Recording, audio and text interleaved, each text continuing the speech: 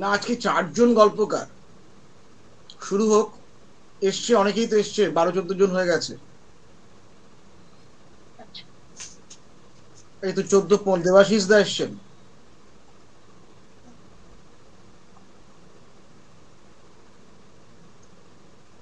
নমস্কার, সকলকে শুভ সন্ধ্যা এবং শুভ নববর্ষ।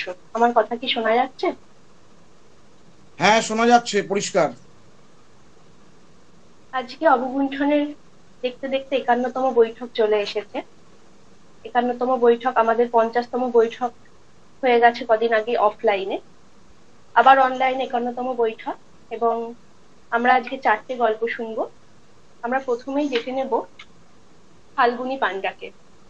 ফাল্গুনী পান্ডা সম্পর্কে আমি দু এক কথা বলে নিই। গৌর বৈরাগী এবং শতদ্রু মজুমদারের অনুপ্রেরণায় তার গল্প লেখা শুরু। প্রথম গল্পটি লিখেছিলেন গল্পমেলার গল্প লেখার কর্মশালায়। তারপর শারদীয়া তথ্যকেন্দ্র, রাহি, কালান্তর পত্রিকা, সাহিত্য সৃজনী, ফোন গল্পের আসর ইত্যাদিতে গল্প প্রকাশিত হয়েছে। তার অবসর সময় কাটে বই পড়ে এবং গান করে। গল্প লেখা, ছবি আঁকা এগুলো তার অবসর সঙ্গী। ইচ্ছে আছে বাংলায় লেখা সব গল্পের বই পড়ে ফেলার। আমি ফাল্গুনী পান্ডাকে গল্প পড়ার জন্য অনুরোধ করব এবং তার গল্প নিয়ে আলোচনা করার জন্য আমি অনুরোধ করব শুভাশিস ঘোষকে। ফাল্গুনী, নমস্কার, সকলকে শুভ সন্ধ্যা এবং শুভ নববর্ষের অনেক শুভেচ্ছা জানিয়ে আমার গল্প শুরু করছি। গল্পের নাম প্রমোদ বাবুর পুরী ভ্রমণ। এসি চলছে, জানলায় হলুদের ওপর সবুজ ডোরাকাটা পর্দা ঝুলছে। ট্রেনটা এখন ঝমঝম শব্দ করে মহানদীর ব্রিজের উপর। ট্রেনে উঠে থেকে প্রমোদ বাবুর সেই যে ফোন ঘাঁটা শুরু করেছেন তিনি এখনো থামেননি। ট্রেনের বাকি সদস্যরা প্রায় অনেকেই গভীর ঘুমে আচ্ছন্ন। কিছু বাচ্চা ছেলে মেয়ে হয়তো বা ঘুম ভেঙে গেছে, তারা গভীর কৌতূহলে জানলা দিয়ে উঁকি মেরে দেখছে মহানদীর জলে জ্যোৎস্না খেলা করছে। ব্রিজ থেকে দুধ সাদা ফেনাগুলো স্পষ্ট দেখা যাচ্ছে। প্রমোদবাবু প্রায় রাত 1টার পরে ডিনার করেছেন। এখন তিনি ফোনে বুঁদ হয়ে আছেন। কখন ঘুমোবেন তিনি নিজেও জানেন না। ট্রেন যখন ভোর 5টায় পুরী স্টেশন পৌঁছল তখন তার মাঝরাত্রি বলা চলে। সবাই নেমে গিয়েছে স্টেশনে, তিনি নাক ডাকিয়ে ঘুমোচ্ছেন। শেষে ট্রেনের সুইপার ডেকে তোলে, ও মশাই শুনছেন? বাব্বা, কি ঘুমোচ্ছেন আপনি, কোনো হুঁশই নেই। প্রমোদ সরকার ধর্মর করে উঠে বসে কোনো রকমে পায়ে স্যান্ডেল গলিয়ে লাগেজ নিয়ে ট্রেন থেকে নামলেন। তখন ঘড়িতে সকাল 6টা। স্টেশনের বাইরে এসে দেখেন জগন্নাথ এক্সপ্রেসের প্রায় বেশিরভাগ যাত্রী হোটেলের উদ্দেশ্যে রওনা দিয়ে দিয়েছে। হাতে গোনা গুটি কতক যাত্রী এখনো অটো ভাড়া নিয়ে দরাদরি করছে। প্রমোদবাবু প্ল্যাটফর্মের বাইরে এসেই কোনো রকম দরাদরি না করে একটা অটোতে চেপে বসেই বললেন, পার্ক হোটেল চলো। তার পাশে বাকি সহযাত্রীর দিকে তার কোনো হুঁশই নেই। তিনি পকেট থেকে মোবাইল ফোন বের করে আবার সবাইকে মর্নিং মেসেজ দিতে ব্যস্ত। বেশ কিছুক্ষণ থেকেই একটা ঠান্ডা বাতাসের ঝাপটা টের পাওয়া যাচ্ছে অটোতে বসে। পাশে বসা বাচ্চা মেয়েটি, বয়স আন্দাজ 5-6, আনন্দে হাততালি দিয়ে ওঠে, বলে, বাবা দেখো, ওই তো সমুদ্র দেখা যাচ্ছে। ওই যে সমুদ্রেতে কালো কালো কি দেখা যায় বাবা? মেয়েটির বাবা বলে বলে ওগুলো ছোট ছোট জেলে নৌকা, জেলেরা সমুদ্রে মাছ ধরতে বেরিয়েছে। তখন মেয়েটা বলে, বাবা ওই নৌকায় আমায় চাপাবে তো? লোকটা বাচ্চা মেয়েটির মাথার চুলগুলো, এলোমেলো চুলগুলো কপাল থেকে সরিয়ে দিয়ে বলল, বোকা মেয়ে, ওই জেলে নৌকায় কি আমাদের মতো সাধারণ টুরিস্টদের চড়তে দেয় নাকি? বাচ্চা মেয়েটার মুখটা ছোট হয়ে গেল। তখন তার মা বলল, ঠিক আছে, আমরা যেদিন চিল্কা যাব সেদিন তুই লঞ্চে চড়িস। শুনে মেয়েটার মুখটা আবার আনন্দে উজ্জ্বল হয়ে উঠল। আরে দাঁড়ান দাঁড়ান, এই অটো, এই তো পার্ক হোটেল। ও মশাই, আপনি যে বললেন পার্ক হোটেলে নামবেন। প্রমোদ সরকারের উদ্দেশ্যে পাশে বসা সহযাত্রীটি বলে উঠল। প্রমোদ সরকারের চমকটা ভাঙল এতক্ষণে। সে ও হ্যাঁ হ্যাঁ বলে অটো থেকে নেমে ভাড়া মিটিয়ে দিল। এখন সে পার্ক হোটেলের রিসেপশনে বসে। বেয়ারা তার লাগেজগুলো নিয়ে পৌঁছে দিতে গেছে তার রুমে। সেও এবার পায়ে পায়ে রুমে গিয়ে ঢুকলো। ফুল এসি, সি বিচ সাইডের একটা বড় ব্যালকনি সমেত সি ফেসিং রুম। সাদা পর্দা ঝুলছে জানলায়। দুধ সাদা বিছানার একপাশে সোফা, একটা এলসিডি টিভি আছে যেটা বেয়ারা রুমে এসেই চালিয়ে দিয়েছে। তাতে এখন চটুল হিন্দি গান হচ্ছে, সঙ্গে নাচ। একদিকে টেবিলে কাঁচের জাগ, ফুলছাপ কাঁচের গ্লাস। বেয়ারা বলল, সাহব क्या आप ब्रेकफास्ट करेंगे? क्या लेंगे ब्रेकफास्ट में? দুধ কর্নফ্লেক্স অর্ডার দিল প্রমোদ সরকার। তারপর স্নান সেরে বাথরুম থেকে বেরিয়ে কয়েকটা প্রয়োজনীয় ফোন সেরে নেন, যেমন বাবা মাকে, বন্ধুদের, ইত্যাদি ইত্যাদি। তারপর ব্রেকফাস্ট সেরে টানা ঘুম। ট্রেনে ভালো ঘুম হয়নি। দুপুর 3টের সময় ঘুম ভাঙল তার। খিদেও পেয়েছে খুব, তাই ঘরে বসে ডায়াল করলেন রুম সার্ভিসে। তারপর মাংস ভাত খেয়ে ঢেকুর তুলে এবার টিভি দেখতে বসলেন। পরপর হিন্দি সিরিয়াল দেখে কেটে গেল সন্ধেটা। রাত 9টার সময় তানিশার ভিডিও কল এলো। সারাদিনের সব বিবরণ দিলেন প্রমোদবাবু। তানিশার সাথে কথা বলতে বলতে বেশ রাত হয়ে গেল। রাত 12:30টায় যথারীতি রুম সার্ভিসে ডায়াল করে ডিনার সারলেন। তারপর একটা ইংরেজি সিনেমা দেখতে বসলেন। ভোর 5টায় ঘুমোতে গেলেন তিনি। সকাল 9টায় দরজার নখ শুনে ঘুম ভাঙল তার। ততক্ষণে জানলা দিয়ে রোদ পড়ছে বিছানায়। জগন্নাথ দেবের মন্দিরের পান্ডা এসে ডাকছে। সে তো ভুলেই গিয়েছিল পুজো দেওয়ার কথা আজ, মন্দিরে দর্শন করার কথাও। কিন্তু এখনো ফ্রেশ হতে দেরি হবে, তাছাড়া বেশ খিদেটাও চাগার দিয়ে উঠেছে। তাই পান্ডাকে মন্দিরের পুজোর জন্য দক্ষিণা ও প্রসাদের পয়সা দিয়ে বললেন যে তার হয়ে যেন তিনি পুজো দিয়ে দেন এবং হোটেলে তার রুমে প্রসাদ পৌঁছে দেয়া যেন হয়। আজ তিনি মন্দিরে যেতে পারবেন না। ফ্রেশ হয়ে ব্রেকফাস্ট করে রিসেপশনে এসে বসলেন। আজ একটু বেরোনোর ইচ্ছে ছিল, কিন্তু যা রোদ, অর্কদেব যেন সব পুড়িয়ে দিচ্ছে। তাই এসিতে বসে থাকাই শ্রেয় মনে করে প্রমোদ সরকার হোটেলের বাইরে বেরোলেন না। বিকেলে রোদ কমলে বেরোনো যাবে ভেবে বিকেলে মনে পড়ল পান্ডা এসে প্রসাদ নিয়ে যাবে। তাই তার পান্ডার জন্য অপেক্ষা করতে করতে বিকেলেও বেরোনো হলো না। প্রমোদ সরকার ভাবলেন, এখনো তো 2 দিন বাকি আছে। তিনি কাল না হয় সাইট সিন যাবেন, পরশু না হয় সমুদ্রে নামবেন স্নান করতে। পরের দিন সকালে 11:30টায় বাস স্ট্যান্ডে গিয়ে জানলেন সাইট সিনে যাবার সব বাস 8 ঘন্টা আগে ছেড়ে চলে গেছে। আর সাইট সিনে যাবার জন্য আগের দিন রাত্রে তিনি ভাবলেন, তাহলে আর কি হবে। দাদা বৌদির হোটেলে ইলিশ মাছ খেয়ে টুকটুক করে হোটেলের দিকে রাস্তা ধরলেন। প্রমোদবাবু মনকে প্রবোধ দিলেন, সাইট সিন না হয়েছে তো কি আছে, বাড়ির সদস্যরা যদি কিছু এ বিষয়ে জানতে চায় গুগলে সার্চ করে বলে দিলেই মিটে গেল। তাছাড়া একদিকে ভালোই হয়েছে, মে মাসের গরমে ঘেমে নেয়ে একসা হয়ে চাঁদি ফাটার রোদে না বেরিয়েই ভালো। কি এমন আছে সাইট সিনে আহামরি? আজ সন্ধ্যেবেলা একটু মার্কেটিং করতে হবে। বাবার জন্য পাঞ্জাবি, মার জন্য কটকি শাড়ি, তনিমার জন্য কুর্তি, নানা করে নিজের জন্য বেশ একটা কটকির পাঞ্জাবি কিনে ফেললেন। তারপর চেনা পরিচিত জনের দেওয়ার জন্য টুকটাক বেশ কয়েকটা জিনিসপত্র কেনা হয়ে গেল। 2 ব্যাগ ভর্তি করে জিনিস কিনে নিয়ে খেয়ে দিয়ে আজ একটু তাড়াতাড়ি শুতে গেলেন তিনি। সানরাইজ দেখতে হবে। তাই অ্যালার্মও দিলেন ভোর 5টায়, কিন্তু অ্যালার্ম বাজার পরেও ঘুম ভাঙল না তার। যখন ঘুম ভাঙল তখন সকাল 7:30 বেজে গেছে। তবুও সমুদ্রের ধারে এলেন তিনি। ততক্ষণে সূর্য অনেক উপরে। যদিও সমুদ্রের হাওয়াটা বেশ ভালোই লাগলো, কিন্তু ইস কি বালি! স্যান্ডেলটা বারবার বালির মধ্যে ডুবে যাচ্ছে। না, তার পক্ষে এই বালি কিচকিচে পায়ে বেশিক্ষণ থাকা সম্ভব হবে না। স্নান তো দূর, অস্ত। তাই বেশ বিরক্তির সাথেই তিনি সমুদ্র সৈকত ছাড়লেন। আজ তাড়াতাড়ি খেয়ে দিয়ে দুপুরে রেস্ট নিতে হবে, কারণ রাতের ট্রেনে আজ বাড়ি ফেরার দিন। অনেক লাগেজ হয়েছে, 2টো বড় ব্যাগ, একটা ট্রলি, একার পক্ষে বেশ কঠিনই আনা। ট্রেনে উঠে দেখলেন তার লোয়ার বার্থ পড়েছে। পুরী বেরিয়ে ফিরছেন প্রমোদ সরকার। এক যাত্রী ট্রেনে তারই কামরাতে তার মেয়ের জন্মদিন উপলক্ষে সবাইকে পুরীর গরম গরম খাজা দিচ্ছে। এই প্রথম পুরীর খাজা খেলেন প্রমোদবাবু। একটা কামড় দিতেই খাঁটি ঘিয়ের স্বাদ তার মুখের মধ্যে ছড়িয়ে পড়ল। আহা, এ যে অমৃত! তারপর সেই বাচ্চা মেয়েটার সাথেও দেখা হয়ে গেল।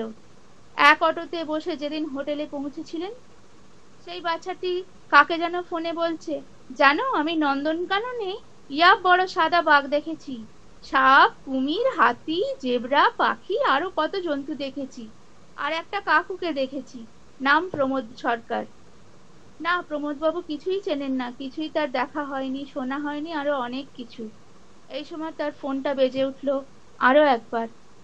নমস্কার।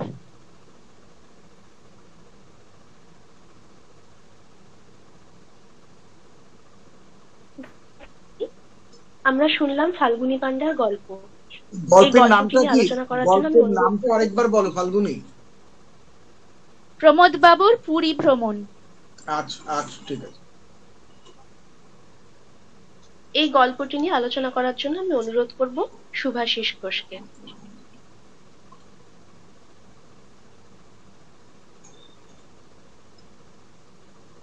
হ্যাঁ, শুভ সন্ধ্যা। শুভ সন্ধ্যা। মানসিকভাবে একেবারেই প্রস্তুত ছিলাম না, আমি তো আসলে আজকে গল্প শুনতেই এসেছি। আর গল্প যেহেতু তাৎক্ষণিক প্রতিক্রিয়া দেওয়ার বিষয়, এখানে গল্প আগে থেকে পাওয়া যায় না, তার ফলে গল্প শুনলাম। গল্পের নাম পুরী ভ্রমণ, প্রমোদ বাবুর পুরী ভ্রমণ, তাই? হ্যাঁ হ্যাঁ, প্রমোদ বাবুর পুরী ভ্রমণ। হ্যাঁ, গল্পের যদি দুটো ভাগে আমরা আলোচনা করি যে কোনো গল্পের ক্ষেত্রে, একটি হচ্ছে গল্পের বিষয়বস্তু আর একটি হচ্ছে গল্পের নির্মাণ, এই দুটো নিয়ে।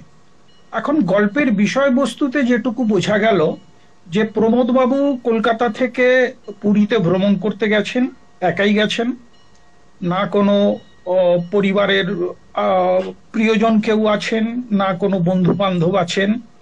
হঠাৎ কি জন্য তিনি গেলেন বোঝা গেল না, যে এইটুকু বোঝা গেল যে ভ্রমণ করার উদ্দেশ্যেই তিনি গিয়েছেন। কিন্তু অলসতা প্রমোদবাবুর চারিত্রিক একটা বড় গুণ বলেই মনে হলো, যে তিনি ভ্রমণ করার উদ্দেশ্যে 2 দিন 3 দিন কাটাবেন এই উদ্দেশ্যে গিয়েছেন। প্রথম দিন একেবারে অলস যাপন বলতে যা বোঝায় সেটাই আমরা দেখলাম। একের পর এক টেলিভিশন সেটে সিরিয়াল দেখছেন, সিনেমা দেখছেন, দেখে কাটিয়ে দিলেন। দ্বিতীয় দিন তার মন্দির দর্শনের যাওয়ার পরিকল্পনা ছিল, সেক্ষেত্রেও ওই অলসতা তার এমন ভাবে তাকে আষ্টে ফিষ্টে বেঁধে রেখেছে যে সেটা তিনি যেতে পারলেন না। ফলে পান্ডাকেই তার পুজো দিয়ে দেওয়ার জন্য এবং পুজোর প্রসাদ হোটেলে পৌঁছে দেওয়ার জন্য বলে দিলেন। পরের দিনও তাই দেখা গেল, শুধুমাত্র প্রিয়জনদের এসে খুশি করার জন্য যে তিনি পুরী ভ্রমণে গিয়েছিলেন, তাদের প্রত্যেকের পছন্দ মতো পোশাক আশাক কেনা, এই কাজটুকুই তিনি করতে পারলেন। এমনকি আমরা এটাও দেখলাম যে ফেরার পথে যখন ফিরছেন, ওই বাচ্চা মেয়েটির জন্মদিন উপলক্ষে খাজা খাচ্ছেন, সেখানে গল্পকার বলছেন যে তিনি প্রথম খাজাটা খেলেন। অর্থাৎ এটুকু আমরা জানি আর কি, যারা পুরীতে ভ্রমণ করতে গিয়েছেন বা প্রথমবার গিয়েছেন বা অতীতেও গিয়েছেন, অভিজ্ঞতা আছে, পুরী এবং পুরীর খাজা এই দুটো হচ্ছে প্রায় সমার্থক শব্দ। এমন একটা জায়গায় চলে যায় যে পুরী ভ্রমণ করতে গিয়েছেন, তিনি পুরী ভ্রমণে গিয়ে সাইট সিং এ নাও যেতে পারেন, কেউ কেউ মন্দির দর্শনে নাও যেতে পারেন, কেউ কেউ হয়তো বা যে কোনো কারণেই সমুদ্রে হয়তো নেমে স্নান করার এটাও নাও পেতে পারেন আর কি, স্বাদটা নাও পেতে পারেন। কিন্তু পুরী ভ্রমণে গিয়েছেন, গিয়ে খাজা খাননি, এটাও একটা বড় অদ্ভুত একটা বিষয় থাকে। সেক্ষেত্রে দেখা গেল তার অলসতা এমন ভাবে তার চরিত্রের সাথে মিশে আছে। ভদ্রলোক পুরীতে গিয়ে 3 দিন কাটালেন একা, কিন্তু কোথাও গিয়ে একটি খাজাও মানে খেলেন না, খাজার স্বাদ পাননি। তিনি পরিবারের লোকজনের জন্য খাজা কিনেছেন কিনা সেটা অবশ্য আমরা গল্পে পেলাম না। ধরে নেওয়া যায় হয়তো কেনেননি। পরিবারের লোকজনের জন্য, বন্ধু বান্ধবদের জন্য তিনি পোশাক আশাক কিনেছেন, নিজের জন্য পোশাক কিনেছেন, কিন্তু খাজা সম্ভবত কেনেননি। এবং তারপরে দেখা যাচ্ছে এইভাবেই ফেরার পথে বাচ্চাটি যে ফোন করছেন, তার কোনো একজন নিকটাত্মীয় বা বন্ধু কাউকেই ফোন করতে পারে, বাচ্চাটির ফোনের যে উত্তর যা পাওয়া যাচ্ছে সেটা একটা ইঙ্গিতবাহী উত্তর আমরা মনে করতে পারি। সেটা হলো, বাচ্চাটি কি দেখেছে না, অনেক কিছু তার দর্শনীয় জিনিসের মধ্যে নন্দনকাননে সাদা বাঘ দেখেছে, আরো অন্যান্য জন্তু জানোয়ার দেখেছে সম্ভবত শুনলাম। সেই সঙ্গে তিনি একজনকে, মানে বাচ্চাটি একজনকে দেখেছেন, এক ভদ্রলোককে, যার সাথে তার পরিচয় হয়েছিল। তিনি হচ্ছেন প্রমোদ বাবু, প্রমোদ সরকার। এখানেই গল্পটি শেষ হচ্ছে। অর্থাৎ যেটুকু বোঝা গেল যে গল্পের মূল বিষয়বস্তু যেটি, যে একজন মানুষ যিনি মানে অলসতা তার জীবনে একেবারে আষ্টে পৃষ্ঠে তাকে বেঁধে রেখেছে। এখন সেই অলসতার কারণে ভ্রমণ করতে গিয়েও তার মানে কোনো কিছুই তিনি গ্রহণ করলেন না, কোনো ভ্রমণের কোনো স্বাদই পেলেন না, বাড়ি চলে আসছেন। এছাড়া বিষয়বস্তুর মধ্যে আর কোনো বিশেষত্ব আছে বলে মনে তো হলো না। যেহেতু গল্প তাৎক্ষণিক শুনেই একটা প্রতিক্রিয়া দেয়া, সেক্ষেত্রে এটুকুই আমার মনে হয়েছে। নির্মাণের ক্ষেত্রে, নির্মিতির ক্ষেত্রে গল্পের সেটা একেবারে স্বাভাবিক চালেই শুরু হয়েছে। তার মধ্যে মানে বিশেষ কিছু বৈশিষ্ট্য আছে বলে তো মনে হলো না। একেবারেই সহজ ন্যারেটিভ আর কি, যা বলতে আমরা যা বোঝাই, এর মধ্যে অন্য কোনো বৈশিষ্ট্য নেই। সেই অর্থে একটা গল্পকার লিখেছেন, পাঠকদের কাছ সামনে একটা পরিবেশন করতে চেয়েছেন, যেটার মধ্যে আঙ্গিকের ক্ষেত্রে কোনো বিশেষ বৈশিষ্ট্য না থাকলেও বিষয়বস্তুর ক্ষেত্রে প্রথম এবং প্রধান বিষয় বলেই মনে হয়েছে যে এক মানুষ যিনি হচ্ছে অলস প্রিয়, মানে অলস মানুষ আর কি, অলসতা যার অত্যন্ত প্রিয় বিষয়, সেই মানুষটির একটা ছোট্ট উপাখ্যান, 3 দিনের তার দিনযাপনের একটা আখ্যান, এর বাইরে আর কিছু পেলাম না। সামগ্রিকভাবে গল্পটা মোটামুটি ভালোই লেগেছে বলে আমার মনে হলো, এটুকুই। ধন্যবাদ সুভাষিস বাবুকে। আমরা সুন্দর আলোচনা শুনলাম তার। এরপর আমরা গল্প পড়ার জন্য ডেকে নেব বৈশালী সেনকে। তার সম্পর্কে 2-4 কথা। বৈশালী সেন তার গল্প কবিতা লেখা শুরু করেন ভালোবাসার জায়গা থেকেই, এবং তারপরে বেশ কিছু লিটল ম্যাগাজিন ও বাণিজ্যিক পত্রপত্রিকায় গল্প কবিতা প্রকাশিত হতে শুরু করে। সঙ্গে সঙ্গে তিনি আরো যত্নশীল হন গল্প এবং কবিতা লেখার ক্ষেত্রে। তিনি ভালোবাসেন মানুষের সঙ্গে মিশতে, পড়াশুনো করতে, গ্রন্থাগারে সময় কাটাতে। আমি বৈশালী সেনকে গল্প পড়ার জন্য অনুরোধ করব এবং এই গল্পটি নিয়ে আলোচনা করার জন্য ডেকে নেব শ্রীকান্ত অধিকারীকে। নমস্কার, সঞ্চালিকাকে ধন্যবাদ। আমার গল্পের নাম বিপজ্জনক বাড়ি। শোনা যাচ্ছে তো? হ্যাঁ, নামটা আরেকবার বলুন। বিপজ্জনক বাড়ি। আচ্ছা, শোনা যাচ্ছে, বলুন। বিপজ্জনক বলে বিপজ্জনক? যে বাড়িতে তিনজন পরমা সুন্দরীর বাস, সেই বাড়িকে প্রথম দিন থেকেই সুধাময়ের বিপজ্জনক বলেই মনে হয়েছে। তার উপর ওই বাড়ির ছোট কন্যাটি, যাকে বলে ডানা কাটা পরী, সুধার মনে হয় স্বর্গের অপ্সরাও তার কাছে ফেল। সেই সুন্দরী পরীর যেমন কোমর ছাপানো লম্বা চুল, তেমনি তার রঙের ছটা। এক দৃষ্টে তাকিয়ে থাকলে চোখে ধাঁধা লেগে যায়। প্রেমে না পড়ে উপায় আছে? কিন্তু সব কিছুর তো উপায়ন্তর সম্ভব নয়।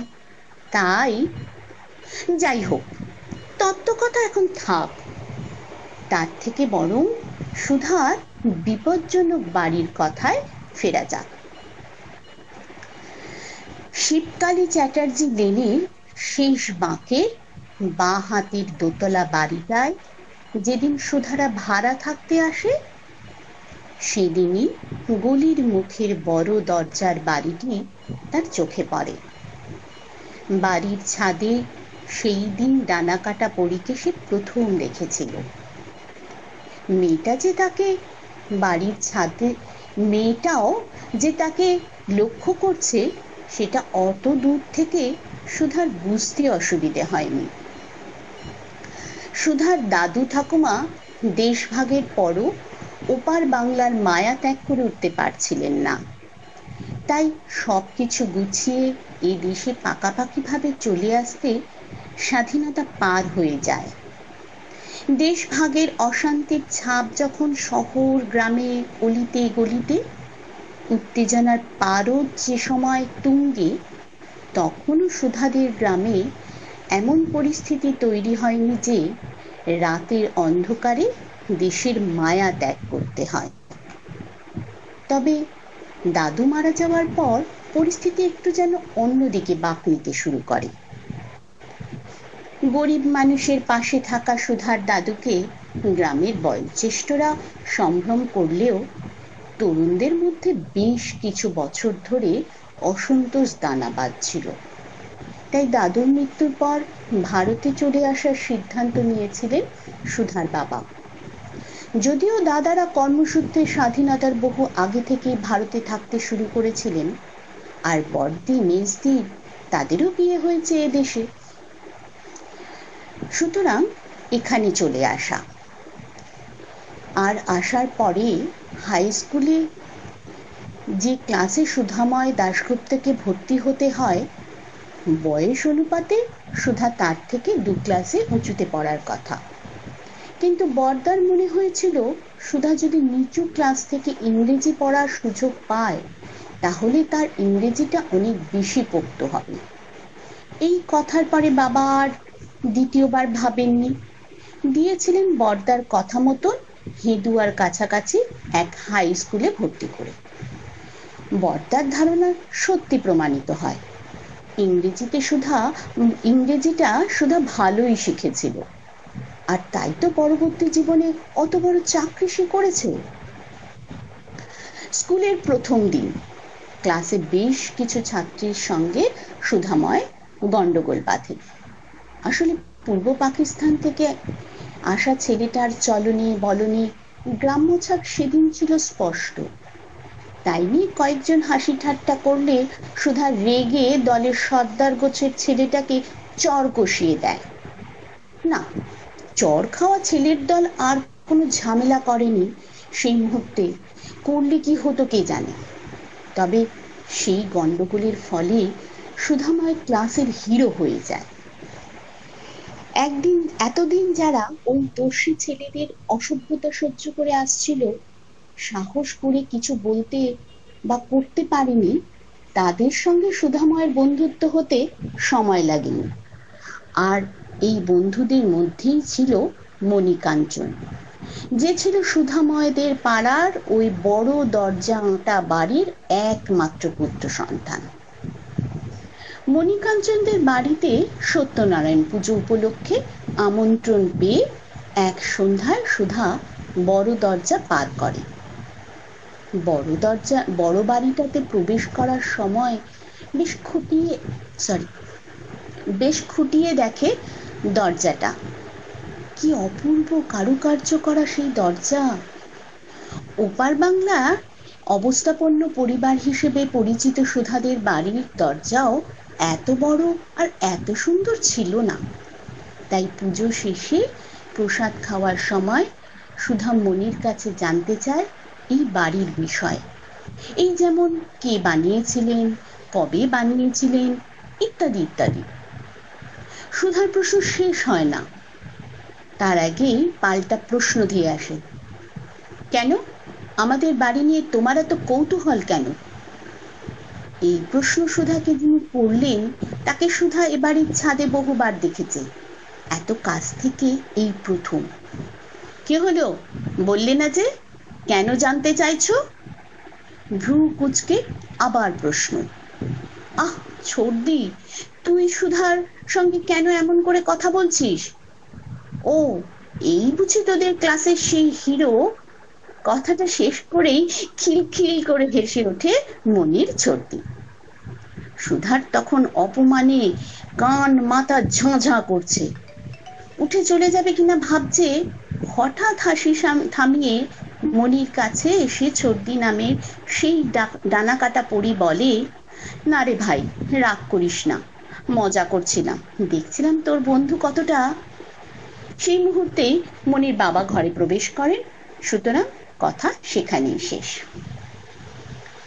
এরপর বেশ কয়েকদিন মনিদের বাড়ি যায়নি সুধা। মনি মাঝে মধ্যে তাকে বাড়িতে যাওয়ার কথা বলেছে, পিড়াপিড়িও করেছে, নানা অজুহাত দেখিয়ে সুধা পাশ কাটিয়ে দিয়েছে।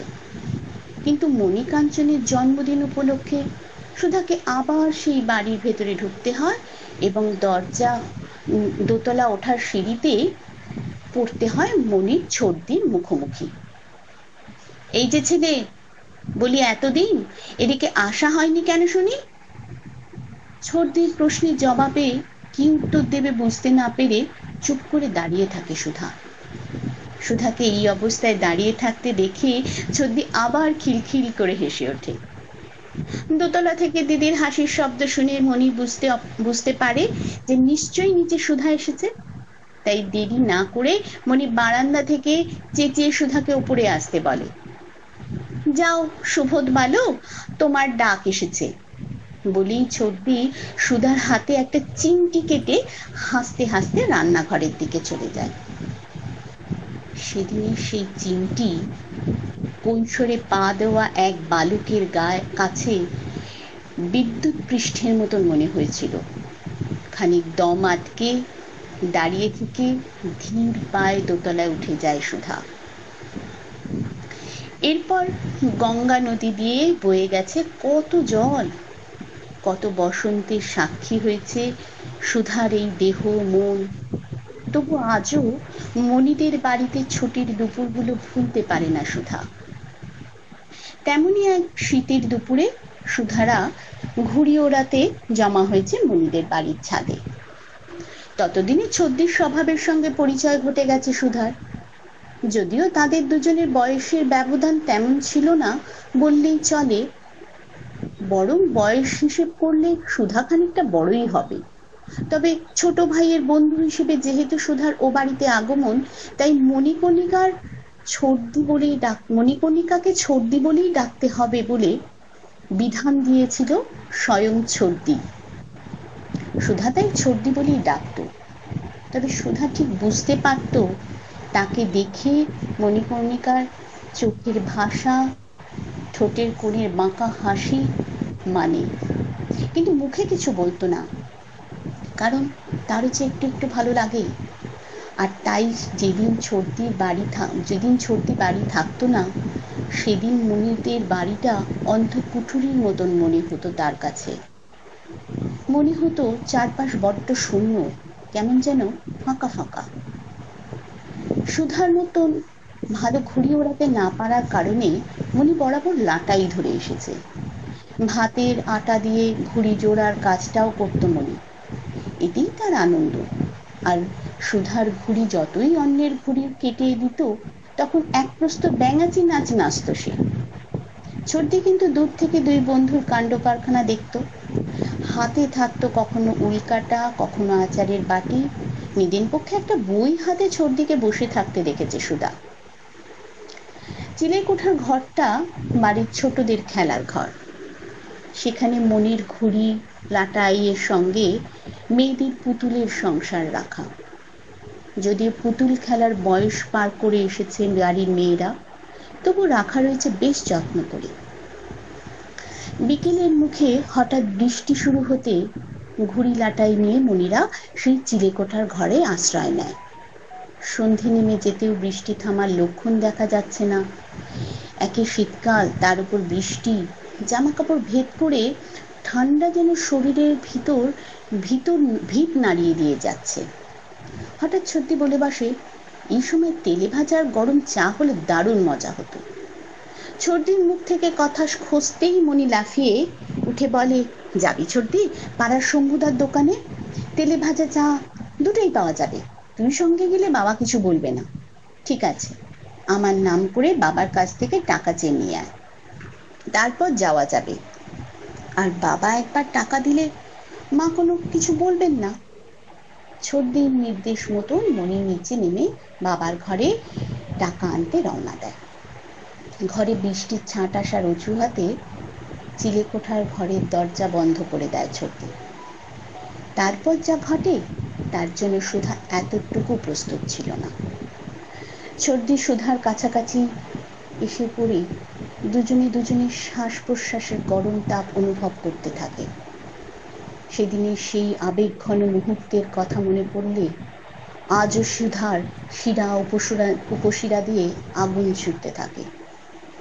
চিলেকোঠার দেওয়াল যদি দেখতে বা শুনতে পেত তাহলে জনগুঞ্জনে মুখরিত হতে দেরি হতো না চারপাশ, কিন্তু বেচারার কিছুই করার ক্ষমতা নেই। তাই দুজন কিশোর কিশোরীর যৌবন উন্মাদনার স্বাদ উপভোগ করা থেকে বঞ্চিত থেকে গেল বেচারা। কিন্তু কোনোভাবেই বঞ্চিত হয়নি সুধা। ছোটদি পরম যত্নে সুধাকে সেই উদ্দীপনার সুরা পান করিয়েছিল, প্রতিটি গ্রন্থি দিয়ে শুষে নিয়েছিল একে অপরের। শীতের বৃষ্টির মুখর সন্ধ্যায় ঘেমে ওঠা নিটুল বুকের মুখ খুঁজে অতৃপ্ত আত্মার শান্তির খোঁজ পেয়েছিল সুধা। সেই সন্ধ্যার পর ছোটদিকে দেখলেই সুধার শরীর গরম হয়ে উঠত। উত্তেজনায় জঙ্গলির মতন ঢুকে পড়তে চাইতো এক গোপন অন্ধ গুহার ভেতর। এর মধ্যে ছোটদির বিয়ের খবর শুনে সুধার প্রায় পাগল পাগল অবস্থা। ততদিনে মনির মনে সন্দেহের দানা বাঁধতে শুরু করেছে। তার বন্ধু আর ছোটদির মধ্যে সাথে কি ঘটেছে বুঝতে না পারলেও যা ঘটেছে সেটা যে ভালো কিছু না সেটা মনি বুঝতে পারছিল। তাই সুধাকে সে এক প্রকার এড়িয়ে চলার চেষ্টা করে। শুধু ছোটদির ভয়ে কিছু বলতে পারে না, কিন্তু বিয়ে পাকা হতে মনি যেন আরো বেশি করে ছোটদির ওপর নজরদারি বাড়িয়ে দিল। তবু শেষ রক্ষা হলো না। বিয়ে নিয়ে বাড়িতে সকলে যখন উৎসবের আমেজে মজে, তখনই এক সন্ধ্যায় লুকিয়ে সুধার আগমন ঘটে। সেই চিলেকোঠার ঘর, বন্ধ দরজা, ভেতরে উন্মত্ত যৌবনে খেলায় মগ্ন দুই। বাড়ির লোকজন যেন কিভাবে জানতে পেরে যায়। আর তারপর না, সুধা আমায় আর সেসব কথা ভাবতে চায় না। তবে ফেসবুকে এক গ্রুপে মনিদের বাড়ির সেই দরজার ছবি তুলে এক ভদ্রলোক পোস্ট করেছেন। ক্যাপশনে লিখেছেন, এত সুন্দর বাড়ির ইতিবৃত্ত যদি কেউ জানেন একটু জানালে বাধিত হব।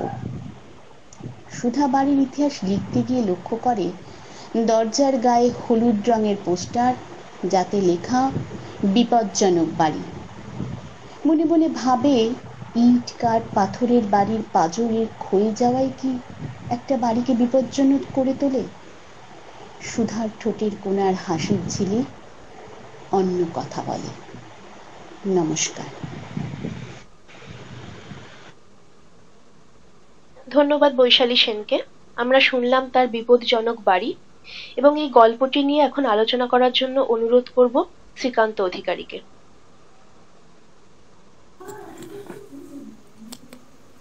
নমস্কার সকলকে।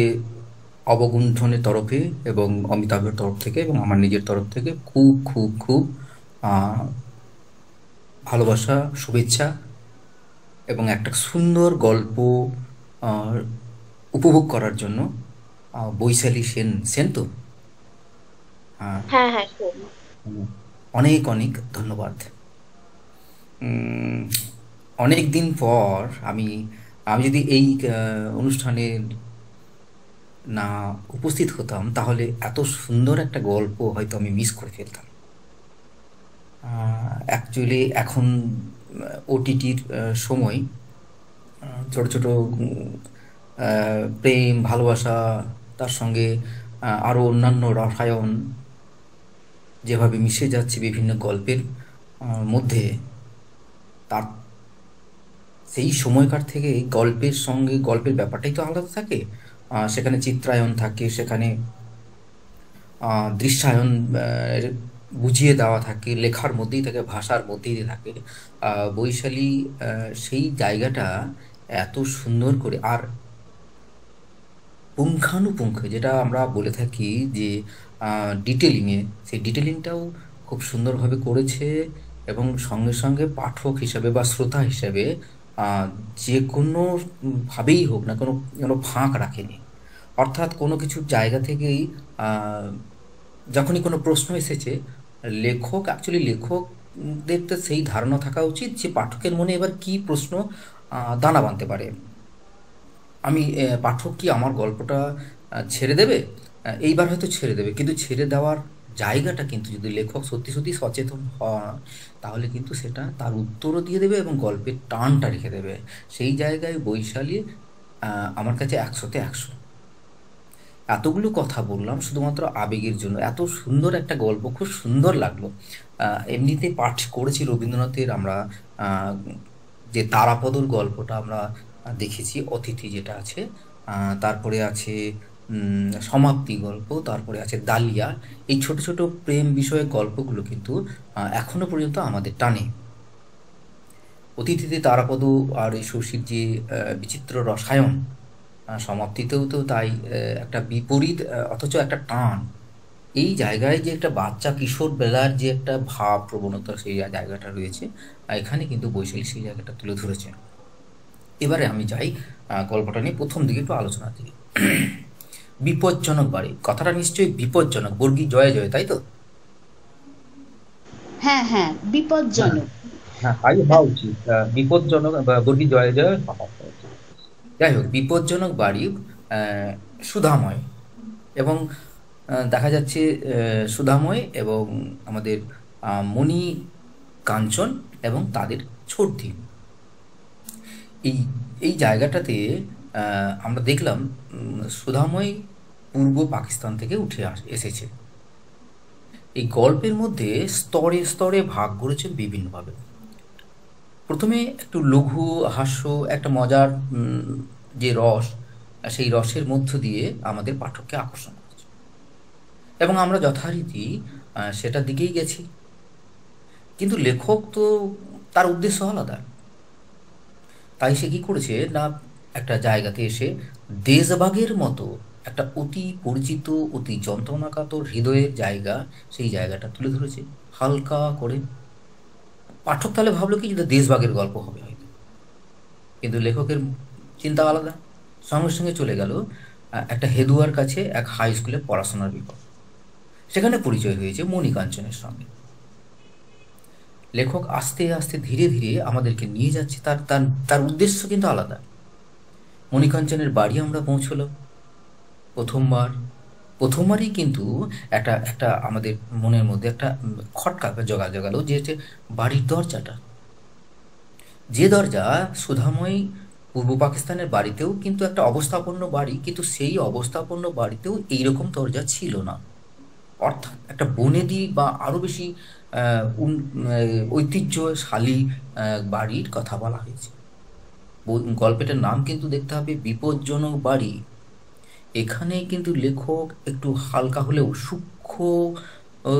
সূক্ষ্মতার সঙ্গে পরিণতির দিকে এগিয়ে নিয়ে যাচ্ছেন। অর্থাৎ একটা পরিণতির বীজ কিন্তু এখানে রেখেছেন, যে বাড়িটা অনেকটা বড় এবং পুরনো, কিন্তু বাড়ির দরজাটা দেখলে বোঝা যায় যে বাড়িটা কতটা ঐতিহ্য এবং কতটা পরবর্তীকালে গল্পের দিকে নিয়ে যাবে। হালকা করে দিলে এখানে কিন্তু গল্প লেখক অন্যদিকে নিয়ে যাচ্ছেন। দ্বিতীয়বার এলো মনির জন্মদিনে, সুধার আসা হলো।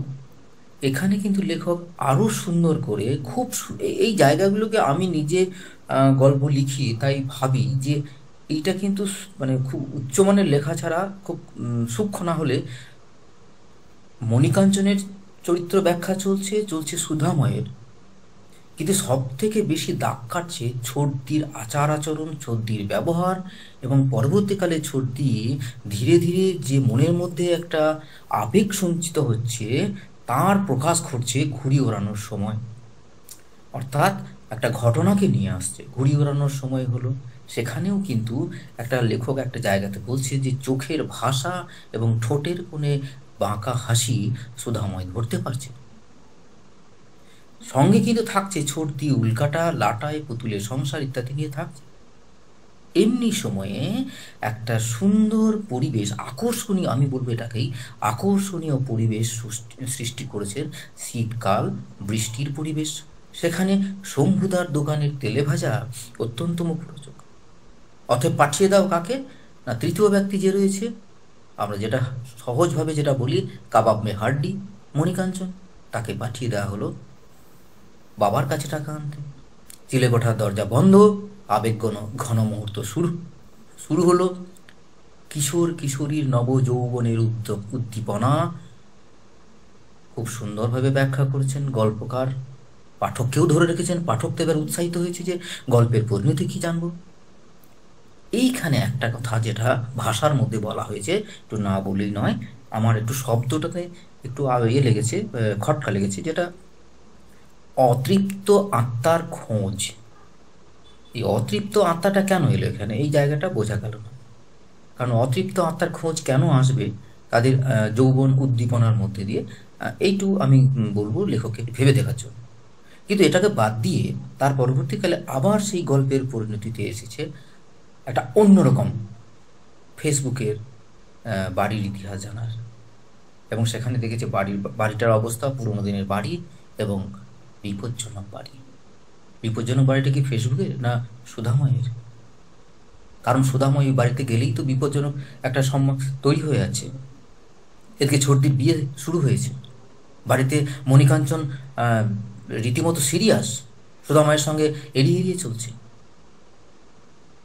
আমাদেরও বিপজ্জনক পরিস্থিতিতে ফেলে দিয়েছেন বৈশালী সেন। আমি আর বলবো না, এটুকুই বলবো, এই গল্প কিন্তু অনেক দূর যাবে। ঠিকঠাক যদি গুছিয়ে ঠিক মতো জায়গায় পাঠানো হয় অনেক দূর যাবে, যদি নতুন গল্প হয়ে থাকে। পুরনো গল্প হলে কিছু বলার নেই। সঙ্গে অমিতাভকে আরও একবার ধন্যবাদ। এইটুকুই আমার কথা। ধন্যবাদ শ্রীকান্ত বাবুকে। আমরা শুনলাম তার সুন্দর আলোচনা। এরপর আমরা গল্প পড়তে ডেকে নেব বাসব দত্তা কদমকে। তার সম্পর্কে দু একটি কথা। তিনি লিখছেন বেশ কিছুদিন ধরে, লিখছেন বিভিন্ন পত্রপত্রিকা এবং অনলাইন ম্যাগাজিনে। রম্য রচনা, রম্য গল্প, ছোট গল্প, কিছু অনুগল্প, ভ্রমণ কাহিনী এবং লিখেছেন কিছু প্রবন্ধ। লেখিকা মনে করেন লেখকের একমাত্র পরিচয় হওয়া উচিত তার লেখা। আমি অনুরোধ করব বাসব দত্তা কদমকে তার গল্পটি পড়ার জন্য, এবং এই গল্পটি নিয়ে আলোচনা করার জন্য অনুরোধ করব অভিজিৎ দাশগুপ্তকে। কিন্তু একটু যদি আলোচনা সংক্ষেপে হয় খুব ভালো হয়, আমাদের সময় তো সীমিত। দিদি, বাসব দত্তা দি, আপনি পড়ুন। পড়ছি। নেহাত মানুষ। বম্বে এসে পেরিয়ে গেছে বছর 3 অফিস চেম্বুরের স্বস্তিক টাওয়ার। থাকি মুলুন্ডে। মুলুন্ড বম্বের সেন্ট্রালের সাবাব, আর চেম্বুর হারবার লাইনের গেটওয়ে। মুলুন্ড থেকে ট্রেনে আসি কুর্লা, সেখানে স্টেশনের বাইরে এসে উঠি বাসে। 3টে স্টপেজ পেরোলেই অফিসের গেট। ফেরার পথটা হেঁটেই কুর্লা স্টেশন চলে আসি। কুর্লা স্টেশনের দুপাশে অপেক্ষাকৃত সস্তার বাজার। জামা কাপড় থেকে ফল সবই সস্তায় পুষ্টিকর সেখানে। কেনার দরকার না থাকলেও দেখতে দেখতে 3 কিলোমিটার ফুরিয়ে যায়। সামনে দেখি লম্বা সিঁড়ি। কুর্লা স্টেশন। মা বাবা বম্বে বেড়াতে এসেছিল, তাদের নিয়ে ঘুরেছি। ভিটি স্টেশনে গিয়ে ট্যাক্সি নিয়ে গেটওয়ে অফ ইন্ডিয়া, দাদারের মার্কেট, গিরনার চৌপাটি সবই দেখিয়েছি। এমনকি লোনাওয়ালা খান্ডালাও ঘুরে এসেছি। মা, বাবা, জেঠু, মামা সকলেই আমার ব্যাপারে বেশ নিশ্চিন্ত।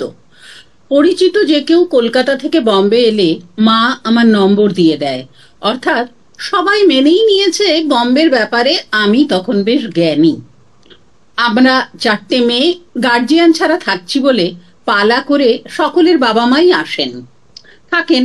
সেই কারণেই 2 বেডরুমের বড় ফ্ল্যাট নিয়েছি আমরা। তাদের সকলেরই বক্তব্য, তোদের এভাবে একা ফেলে রাখা যায় নাকি? কি বলিস তোরা? 4 জনে যে একা হয় না, এটা আমরা অনেক চেষ্টাতেও বোঝাতে পারিনি। কলকাতায় বেশিরভাগ সময় মা বাবা বাড়ির কেউ না কেউ সঙ্গে থাকতো। এখানে একাই সর্বত্র যেতে হয়। বাসে নিজের মোবাইল আর ট্রেনে ঘড়ি চট যাওয়া ছাড়া খুব একটা ঝামেলা কিছু হয়নি। এসব তো নিজের শহরেও হতেই পারত। ধীরে ধীরে চার বন্ধুর বাবা মা নিজেরাই বুঝলেন সব কাজকর্ম ফেলে মেয়েদের পাহারা দিতে বম্বেতে থাকাটা নেহাত বাড়াবাড়ি। তারা নিজেরাই নিজেদেরকে পাহারা দিতে সক্ষম। আশা কমলো বাবা মায়েদের। আমরা অফিস যাই, ফিরে এসে মারাঠি বাইয়ের হাতে রান্না খাই, আর ঘুম থেকে উঠে আবার অফিস যাই। দুখানা বম্বে ভাসানো বর্ষা, জন্মাষ্টমীর ট্রাপিজের খেলুড়েদের হান্ডিতোর আর লালবাগের গণপতি, সেসবও দেখা হয়ে গেছে আমার ততদিনে। যদিও চার বন্ধুর চারটে অফিস আলাদা, তাও একাও ভিড় ট্রেন দেখে আজকাল আর ততটা ভয় হয় না। রাতে ফিরতেও টেনশন করি না, বরং বম্বেকে নিজের হাতের তালুর মতো চেনা মনে হয় ততদিনে। বম্বে সেফ সিটি ট্যাগ 100% বিশ্বাস করছি।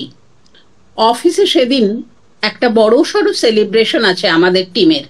আমাদের তৈরি প্রজেক্টে ক্লায়েন্ট কোম্পানির এতটাই পছন্দ হয়েছে, তারা একখানা বিশাল কার্ড আর কেক পাঠিয়েছে আমাদের টিমের নামে। আর আমাদের কোম্পানির সঙ্গে তাদের কন্ট্রাক্ট রিনিউ করেছে পরের 2 বছরের জন্য। আমাদের হাঁড়িমুখো বসও বেজায় খুশি হয়ে পড়েছেন দেখা গেল। বস মিস্টার কুকিয়ান নিজে ম্যাঙ্গলোরিয়ান, তাই বেশি খুশি হলেই ম্যাঙ্গলোরের ভাষা বলতে শুরু করেন। আমাদের 8 জনের টিমে সোমাইয়া ছাড়া কেউ সে ভাষা বুঝতে পারি না। সোমাইয়া যে বাংলায় সৌম্য, সেটা বুঝেছিলাম ওর সাথে আলাপ হবার মাস 6 বাদে।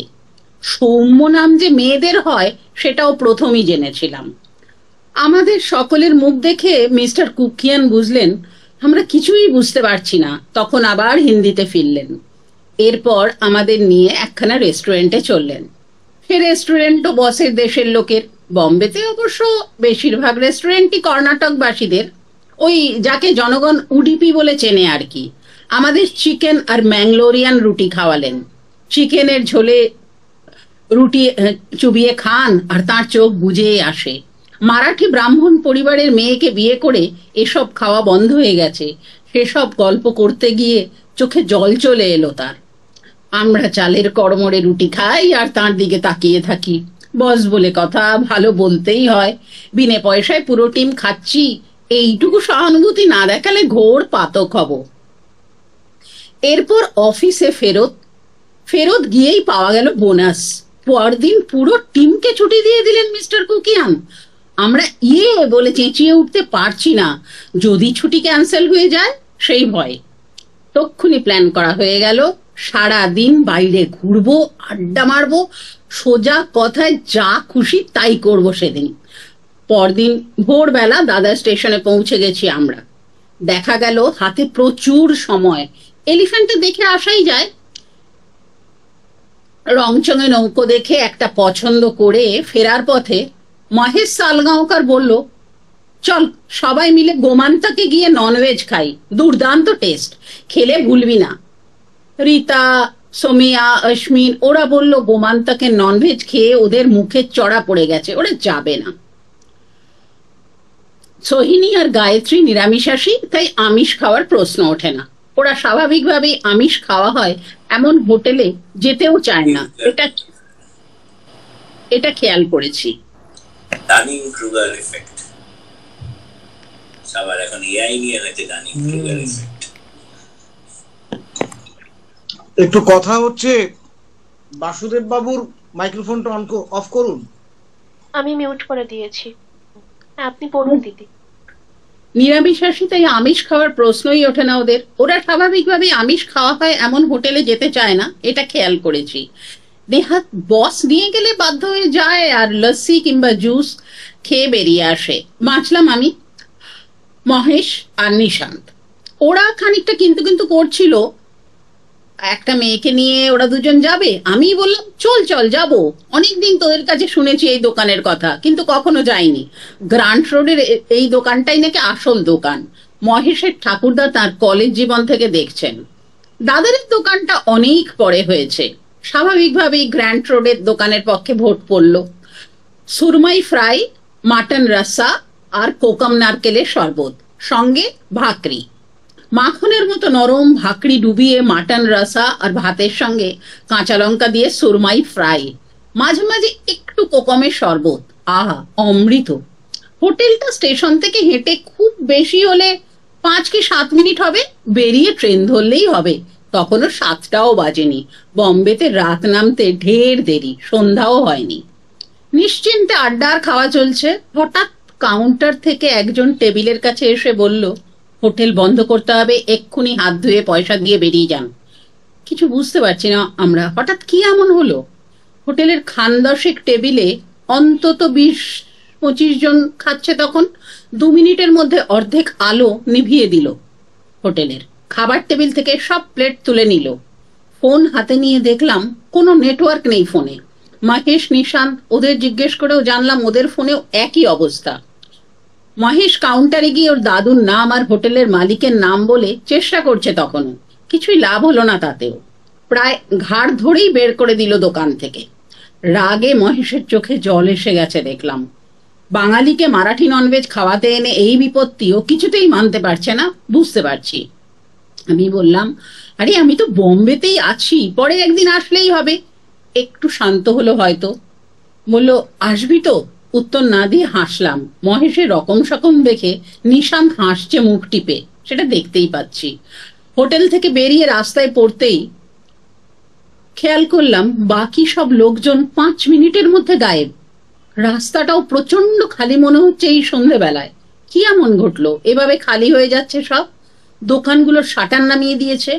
আমরা 3 জন স্টেশনের দিকে হাঁটছি। আমাকে দাঁড়াতে বলে মহেশ আর নিশান্ত একটা পানের দোকানে সিগারেট কিনতে গেল।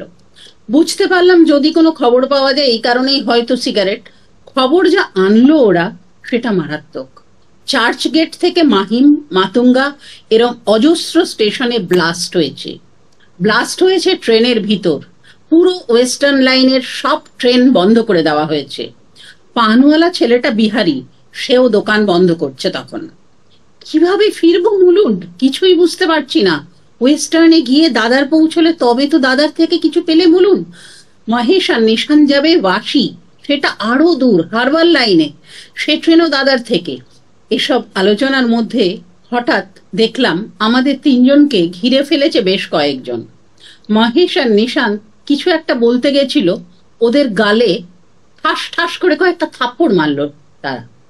ওরা দুজনে তখন চিৎকার করে বলল, ভাগ রিমা ভাগ। কোথায় ভাগবো? সেই বলাটা আরো বড় ভুল হলো বুঝলাম।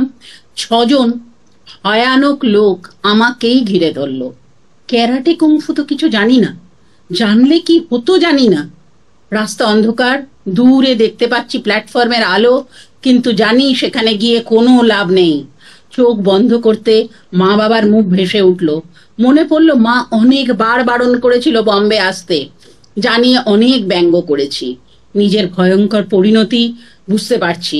মনে মনে বলছি, এই মুহূর্তে আমাকে মৃত্যু দাও ঠাকুর। কিন্তু মৃত্যু তো চাইলেই আসে না। চোখ বন্ধ করে নিয়েছি। এই চোখ তো একটু পরে বন্ধই হয়ে যাবে, কেউ জানবে না। জঘন্য নোংরা ভাষায় 2-1টা শব্দ যা কানে ঢুকছে তাতে বমি আসছে। কানে এলো, রশিদ ভাই সালাম, কড়ক মাল হয় ভাই। ভয়টা আরো বাড়লো। গুন্ডাগুলো একে সেলাম দেয়, মানে আরো বড় মাপের। লোকটা এসে আমার হাতটা ধরলো। ছেলেগুলো হেসে উঠলো সজোরে। একটা ছেলে বলল, হামবি সাথ চলে ক্যা ভাই, চাঙ্গা। এই শব্দ দুটোর পর শুনলাম আমার হাত ধরা গলাটা বলল, আইয়ে মেরে সাথ। গলির গলি তর্স গলির মধ্যে দিয়ে চলছি লোকটা আমার হাত ধরে। মনে হচ্ছিল অনন্ত কাল ধরে হেঁটে চলেছি এই গলির মধ্যে দিয়ে। হাত ছাড়ানোর চেষ্টা করিনি, পালিয়ে যাব কোথায়। এই অঞ্চলেই শুনেছি কামাঠিপুরা বম্বের বিখ্যাত বেশ্যাপট্টি। এরপরেও কেন বেঁচে আছি ঠাকুর? যেমন হঠাৎ চলতে শুরু করেছিল লোকটা, ঠিক তেমনি হঠাৎ থামলো। অন্ধকারে এক ট্যাক্সিতে থাবড়া মেরে ট্যাক্সিওয়ালাকে তুলে আমাকে বসিয়ে দিল তার ভিতরে। বলল, ম্যাডাম কো ঘর পৌঁছা দেনা। ট্যাক্সিওয়ালা শুধু বলল, জি কাহা জানা হোগা রশিদ ভাই, ম্যাডাম যাহা বলেঙ্গে। এ কথা বলে সেই দেবতা হারিয়ে গেলেন অন্ধকারে। ট্যাক্সি চলছে। আমার সিঁটিয়ে বসা দেখে ট্যাক্সিওয়ালা 2বার পিছন ফিরে দেখলো। আমি আবার ভয় পেতে শুরু করেছি। সে বলল, রশিদ ভাই হামারে লিয়ে ভগবান হ্যাঁ ম্যাডাম।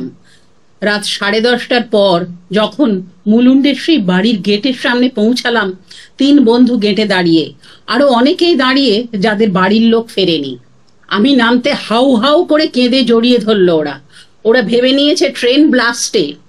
তার থেকেও মারাত্মক যে কিছু হতে পারে সেটা ওরা ভাবতেও পারেনি। রাতে নেটওয়ার্ক আসতে একটার পর একটা ফোন। বাবা মারা 12:30টায় আমার গলা শুনে কেঁদে ফেললো, বলল এবার তুই ফিরে আসবি তো। এরপরেই এলো মহেশের ফোন।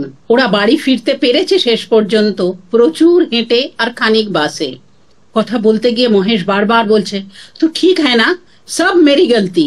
শুনলাম অজস্র বার আমার বন্ধুদের ফোন এসেছে, আমার বাড়ি থেকে তো বটেই, মহেশ নিশান্তের বাবা মাও বারবার ফোন করেছেন।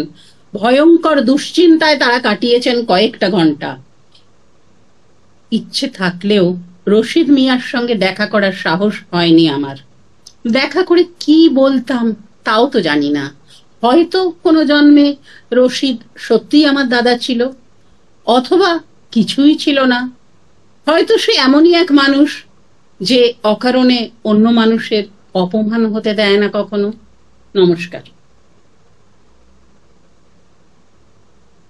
ধন্যবাদ বাসব দত্ত কদমকে। আমরা শুনলাম তার নেহাত মানুষের গল্প। এই গল্পটি নিয়ে আলোচনা করার জন্য আমি অনুরোধ করব অভিজিৎ দাশগুপ্তকে। আমার কথা শোনা যাচ্ছে? হ্যাঁ হ্যাঁ, পরিষ্কার শোনা যাচ্ছে। গল্পটা যেটা আমরা শুনলাম, এটা আসলে একটা মানে বম্বেতে বেশ কিছুদিন আগে একটা ঘটে যাওয়া ঘটনার পরিপ্রেক্ষিতে লেখা, এবং যাদের সেই সময়ের কথা মনে আছে তারা জানে সেই দিন কি হয়েছিল, কত মানুষ কত কষ্ট করে বাড়ি ফিরেছিল, তাদের পরিবাররা কত দুশ্চিন্তার মধ্যে ছিল। এগুলো সবই শোনা ঘটনা, তারই একটা পুনরাবৃত্তি আমরা এখানে শুনলাম। এবং যারা সেই ঘটনার কথা মনে নেই অথবা যারা বয়সে ছোট ছিল, যারা জানতে পারেনি, তারা একটা আভাস পেল। আমি যেহেতু লেখা নিয়ে কথা বলবো, তার আগে একটা জাস্ট ছোট্ট একটা কথা বলে নিই। সেটা হচ্ছে যে কোনো জিনিস যখন পাঠ করা হয় বা বলা হয়, তখন যে পাঠ করছে বা যে বলছে তার উচ্চারণ, তার ভয়েস মডুলেশন, এগুলো সব খুব ইম্পর্টেন্ট হয়ে দাঁড়ায়। সেদিক থেকে ওনার উচ্চারণ খুব স্পষ্ট ছিল। বিশেষত যেই সমস্ত শব্দগুলো উনি ব্যবহার করেছেন, আশমিন শব্দটা বা সময় কথাটা ইত্যাদি, এই উচ্চারণগুলো খুব সুন্দর ছিল। এটা একটু বলে নিলাম। দ্বিতীয়ত, গল্পটার মধ্যে যেটা উল্লেখ করার মতন সেটা হচ্ছে যে কোনো একটা গল্পের একটা পরিবেশ তৈরি করার তো একটা ব্যাপার থাকে। যেমন একটা বাড়ি তৈরির একটা ফাউন্ডেশন হয়, ভিত তৈরি যাকে আমরা বলি, সেরকম সেই ভিত তৈরিটা একদম শুরু থেকে হয়েছিল। যখন উনি বললেন যে মারাঠি কাজের লোক বলেননি, উনি বলেছেন মারাঠি বাই। ঠিক আছে, উনি চালের রুটির কথা বলেছেন, ভাকরির কথা বলেছেন, সুরমাই মাছের কথা বলেছেন, কোকাম শরবতের কথা বলেছেন। এগুলো খুব মানে এরিয়া স্পেসিফিক, মানে মহারাষ্ট্রে যারা থাকে বা মহারাষ্ট্রের লোকজন, তারা এই কথাগুলোর সঙ্গে, এই খাবারগুলোর সঙ্গে, এই জিনিসগুলোর সঙ্গে খুব পরিচিত। সেই হিসেবে যে ভিত্তিভূমি তৈরি যাকে বলে, সেটা খুব সুন্দরভাবে রচনা করেছেন।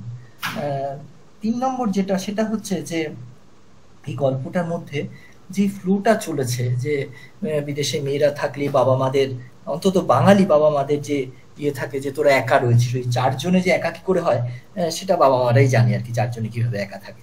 বাড়ির থেকে ছেলে মেয়েরা দূরে থাকলেই তারা একা থাকা হয়ে যাচ্ছে, 3 জনের সাথে থাকুক বা 5 জনের সাথে থাকুক। তো এই যে মানে একটা বাঙালি এসেন্স, এটাও গল্পটার মধ্যে একটা উঠে এসেছে। সর্বোপরি কথা যেটা, সেটা মানে গল্পের ফ্লো তো সবকিছু ঠিকঠাকই ছিল, সবকিছু ভালো লাগার মধ্যে আছে। একটা ভয়ানক দিনের সেই স্মৃতিটা আবার মনের মধ্যে জেগে উঠলো। যেটা একটা ছোট্ট জিনিস মানে গল্পটার মধ্যে আসলো, সেটা হচ্ছে এই রশিদ মিয়ার চরিত্রটা। একটা ভয়ানক পরিস্থিতির বর্ণনার মধ্যে থেকে যখন একটা মানুষের মানবিক সত্তার কথা উঠে আসে, তখন সেটা সত্যি শুনতে ভালো লাগে। অনেকদিন আগে আমি আনন্দবাজারে একটা খবর বেরিয়েছিল, সেটা তখন আমি কলেজে পড়ি, যে কোনো একজন ট্যাক্সি ড্রাইভার নাকি কিছুটা টাকা পেয়ে সে মানে যাত্রীকে ফিরিয়ে দিয়েছে। তো টাকা পেয়ে যাত্রীকে ফিরিয়ে দিয়েছে, যেটা তার নিজস্ব টাকা নয়, ফিরিয়ে দিয়েছে। সেই ফিরিয়ে দেওয়াটাই হয়তো স্বাভাবিক, কিন্তু সেই সময় দাঁড়িয়ে মানুষ ভাবতো যেটা ফিরিয়ে দেওয়াটাই বোধহয় একটা এক্সেপশনাল কাজ, একটা ব্যতিক্রমী কাজ। তো সেই হিসেবে এই যে একটা রশিদ মিয়ার চরিত্র, যে একটা মানুষের মানবিক দিক যে থাকতে পারে, যেটা গল্পের মধ্যে উঠে আসলো। মানবিক দিক থাকারই কথা, কিন্তু যখন এই উদাহরণগুলো আমরা হারিয়ে ফেলছি ধীরে ধীরে, সেই সময় দাঁড়িয়ে রশিদ মিয়ার চরিত্রটা মনকে একটা আশার আলো দেখায়। এবং এই গল্পটাতে আরো একটা জিনিস যেটা ব্যবহার করা হয়েছে, প্রচুর ইংরেজি শব্দ ব্যবহার করা হয়েছে, সেটা অবশ্য কথকের একটা চাকরি বা মানে তার কর্মজগতের একটা ফ্লেভার বোঝানোর জন্য, যে কন্ট্রাক্ট বা রিনিউয়াল বা এই ধরনের শব্দ, প্রচুর ইংরেজি শব্দ এটার মধ্যে ব্যবহার করা হয়েছে। সেটা হয়তো মানে মানে পরিস্থিতির প্রয়োজনে ব্যবহার করেছেন। খুব সুন্দর বাক্যচয়ন, খুব সুন্দর মানে টান টান বুনটের গল্প। এবং আমি গল্প বলবো না, এটা তো একটা স্মৃতি রোমন্থনই বলবো। এবং সত্যি সেই সময় হয়তো অনেক রশিদ মিয়ার জন্য অনেক মেয়ে সুস্থভাবে বাড়ি পৌঁছেছিল, যারা জানেন না তাদের জন্যই বললাম। ভীষণ ভালো লাগলো গল্পটা। এই ধরনের লেখা আরো আসুক, এবং যেখানে মানবিক সত্তার কথা, মানব সত্তার কথা, মানবিক সত্তার কথা সামনে আসছে, সেগুলো সত্যি মানুষকে আশার আলো দেখাবে, এবং আজকের দিনে সেটা খুব জরুরি। তাই অনেক শুভেচ্ছা জানিয়ে আমার বক্তব্য শেষ করছি। অনেক ধন্যবাদ অভিজিৎ বাবুকে। আমরা শুনলাম ভীষণ সুন্দর আলোচনা। এরপর আমরা গল্প পড়তে ডেকে নেব তপন রায়চৌধুরীকে। শুনে নেব তার দু একটি কথা। কলেজ জীবন থেকে লেখালেখি শুরু, প্রথম দিকে কবিতা, তারপর নিয়মিত গল্প লেখে বিভিন্ন পত্রপত্রিকায়। পাশাপাশি লিখেছেন প্রবন্ধ, ভ্রমণ কাহিনী, বিদেশি গল্পের অনুবাদ করেছেন এবং করেছেন বইয়ের রিভিউ। এছাড়াও কোভিডের সময় থেকে প্রায় 5 বছর হতে চলল গুগল মিটে ফোন গল্পের আসর নামে একটি অনলাইন গল্পের আসর চালিয়ে আসছেন তিনি। করেছেন 5টি ডিজিটাল সংখ্যা এবং 4টি মুদ্রণ সংখ্যা ফোন গল্পের আসর নামেই। তিনি লিখেছেন কণিকা মাত্র এবং অনুরেণু, এই দুটি অনুগল্পের সংকলন, এবং গল্প পঞ্চদশ 15টি ছোট গল্পের একটি সংকলন, সেরা 21 একটি ছোট গল্পের সংকলন। এছাড়া রয়েছে একটি উপন্যাস, কোভিডের দিনগুলি। তার ঝুলিতে এসেছে 2টো পুরস্কার, অন্তমিল লেখক সম্মান 2024 এবং অবগুণ্ঠন অনুগল্প সম্মান 2025। আমি অনুরোধ করব তপন রায়চৌধুরীকে গল্প পড়ার জন্য, এবং এই গল্পটি নিয়ে আলোচনা করার জন্য অনুরোধ করব গৌর বৈরাগীকে। তপন দা। ধন্যবাদ প্রিয়াঞ্জলি। শোনা যাচ্ছে? হ্যাঁ, একদম পরিষ্কার। প্রথমত অনলাইনে আমার ভূমিকাটা পাল্টেছে, এটার জন্য আজ খুব খুশি। এই সুযোগটা করে দিয়েছে অমিতাভ এবং অবগুণ্ঠনকে অনেক ধন্যবাদ। গল্প শুরু করছি। গল্পের নাম বহিষ্কার। আমি একটা দলে ছিলাম, কিন্তু আমার দল ভালো লাগে না। তাহলে ছিলাম কেন? আসলে ইচ্ছে করে থাকিনি, আমাকে দলে নেওয়া হয়েছিল। কিভাবে? সে এক গল্প। আমার এক বন্ধুস্থানীয় অগ্রজ দাদা বললেন, এরকম একা একা থাকলে চলবে না, একটা দলে ঢুকে যাও। বললাম, জীবনদা আমার যে দল ভালো লাগে না। জীবনদা বললেন, তা বললে তো হবে না, তুমি একা একা থাকলে লোকে তোমাকে চিনবে কি করে, তোমার কাজ লোকে বুঝবে কি করে। আমি পড়লাম মহা ফাঁপড়ে, চুপ করে থাকলাম। আমাকে চুপ থাকতে দেখে জীবনদা বললেন, কি হলো? একটু আমতা আমতা করে বললাম, ঠিক আছে, কিন্তু আমি তো কাউকে চিনি না। জীবনদা একজনের নাম করে বললেন, ওর খুব বড় দল আছে, খুব নামডাক। আমি ওর নম্বর তোমাকে দিয়ে দিচ্ছি, তুমি ওকে ফোন করে তোমার পরিচয় দাও। আমি বললাম, আমাকে তো কেউ চেনে না। জীবনদা বললেন, তুমি আমার নাম করবে। বললাম, ঠিক আছে।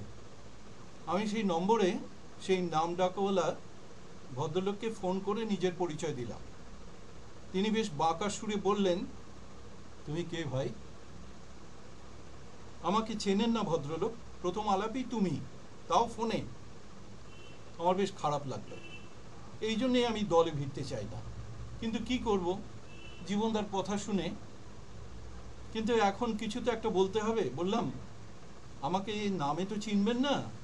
আমি জীবনদার নাম বললাম। ভদ্রলোক জীবনদার নাম শুনে বিন্দুমাত্র চেনা দিলেন না। আমি জীবনদার নাম বললাম। ভদ্রলোক বললেন, কি দরকারে ফোন করেছেন? এবার পড়লাম মহা ফাঁপড়ে।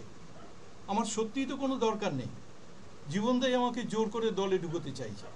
কি বলি ভেবে পেলাম না, কিন্তু কিছু তো একটা বলতে হবে। আমি আমতা আমতা করে আমার কাজের ব্যাপারটা বোঝাতে চাইলাম, কিন্তু তিনি তো বোঝার মানুষ নন, তাই সরাসরি বললেন এসবে আমার লাভ। এবার আমি রীতিমতো অপমানিত, ভীষণ খারাপ কিছু বলতে ইচ্ছে করছিল, শুধু জীবনদার মুখ চেয়ে কিছু বললাম না, তবে শক্ত করলাম নিজেকে। তারপর বললাম আমাকে জীবনদা ফোন করতে বলেছিলেন, তাই করলাম, আমি নিজে থেকে করিনি। আচ্ছা নমস্কার, ফোন কেটে দিলাম। এরকম অপমানিত বহুদিন হয়নি। আমার একদমই ইচ্ছে ছিল না, শুধু জীবনদার কথা রাখার জন্য ফোন করেছিলাম। আমি সঙ্গে সঙ্গে জীবনদাকে ফোন করে বললাম, সরি জীবনদা, আমি ভদ্রলোককে ফোন করেছিলাম, আজ যেভাবে অপমানিত হলাম এরকম কোনো দিনই হয়নি। ভদ্রলোক মোটেও ভদ্র নন, রীতিমতন অভদ্র।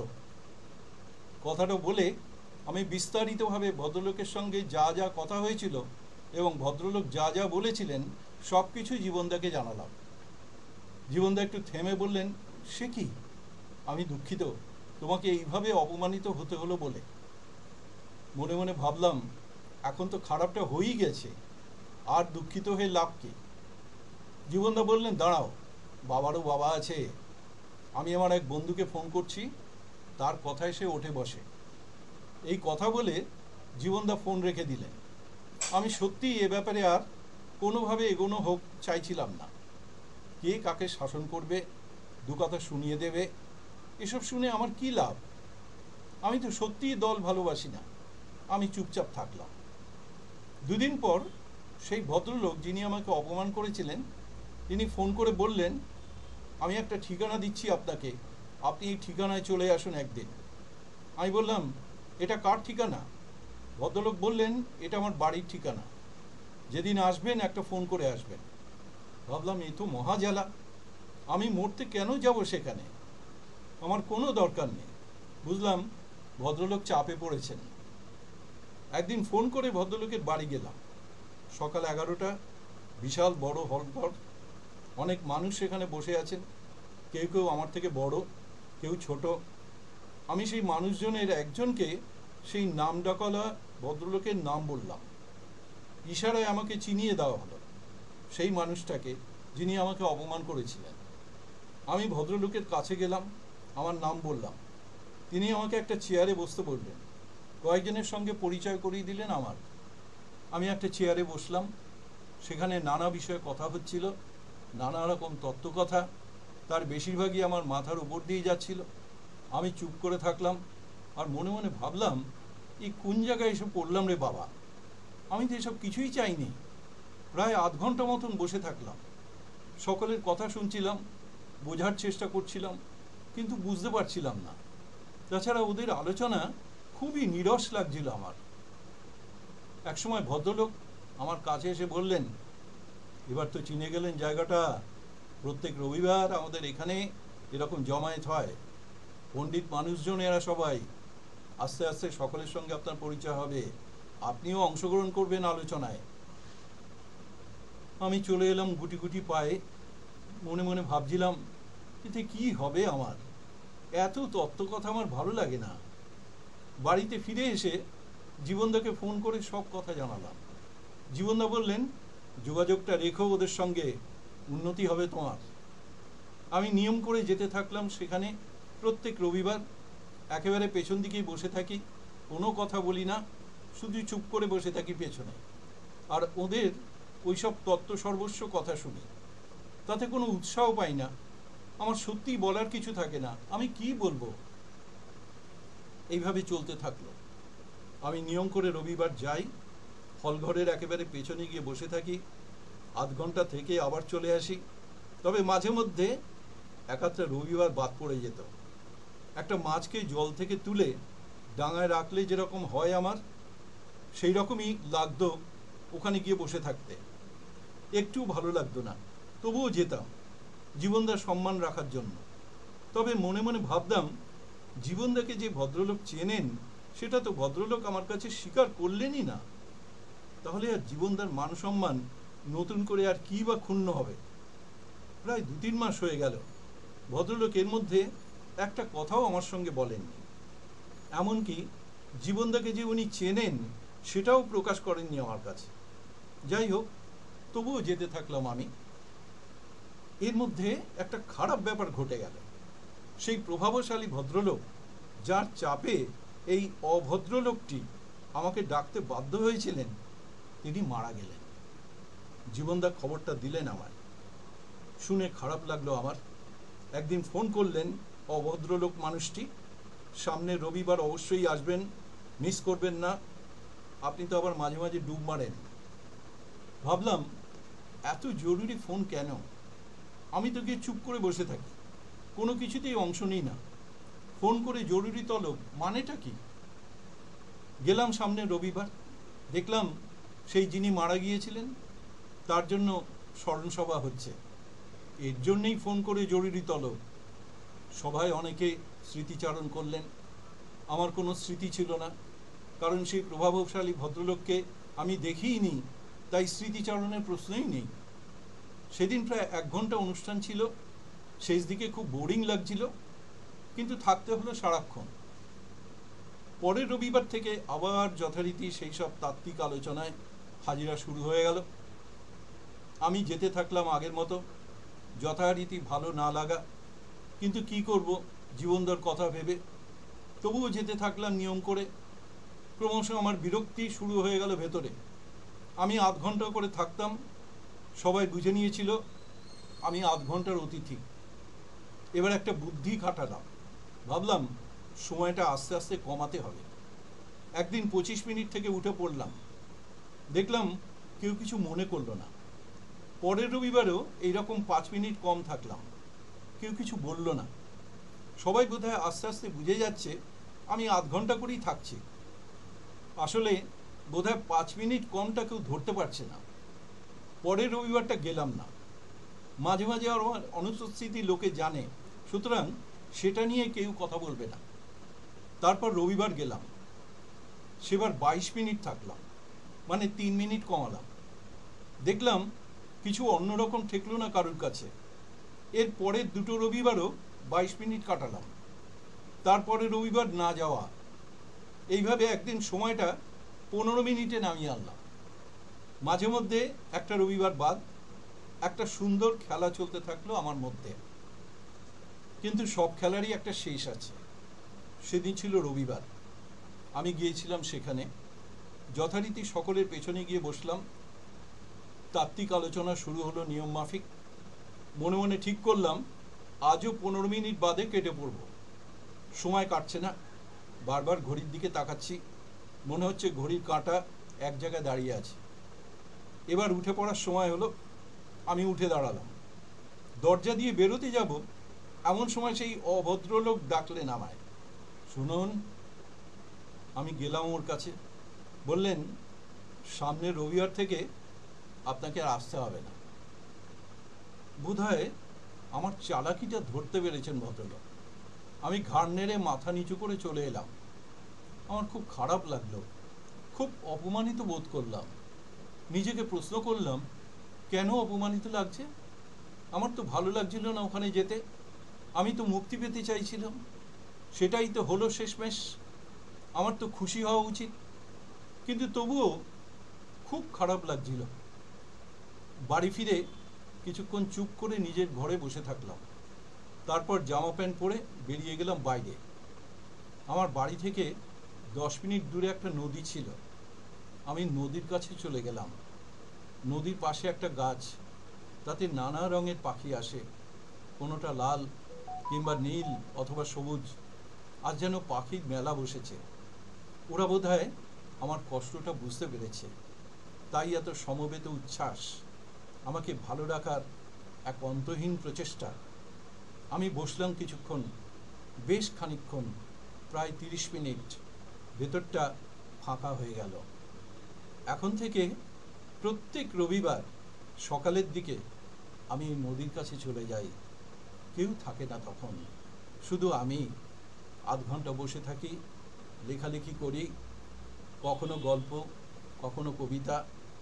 কি ভীষণ ভালো লাগে, ভেতরটা ভরে যায় আনন্দে। খুব ভালো আছি এখন।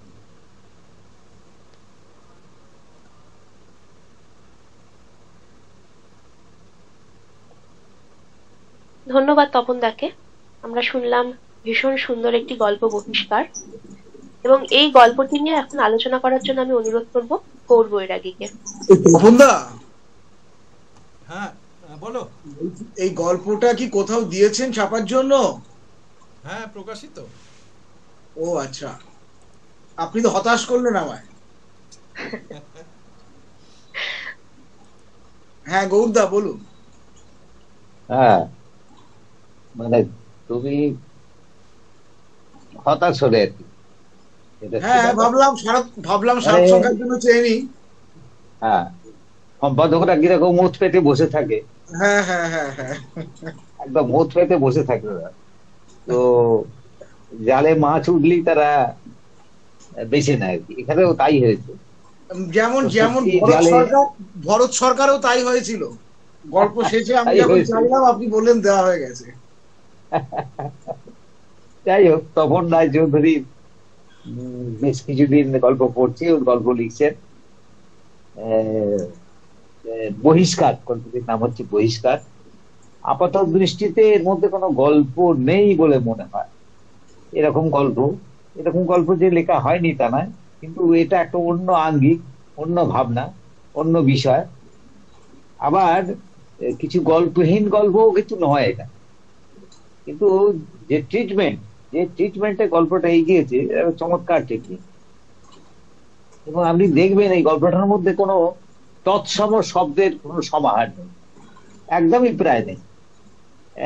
ফাঁপড়ে পড়েছি, আমতা আমতা করে বলেছি, দলে নেওয়া হয়েছে, এইসব তদ্ভব শব্দগুলো গল্পের মধ্যে ব্যবহৃত হয়েছে। এবং এর ফলে গল্পটা একটা আটকৌড়ে মেজাজ গল্পটার মধ্যে চলেছে, এবং এই আটকৌড়ে মেজাজটি গল্পটাকে একটা অন্য মাত্রা দেয়।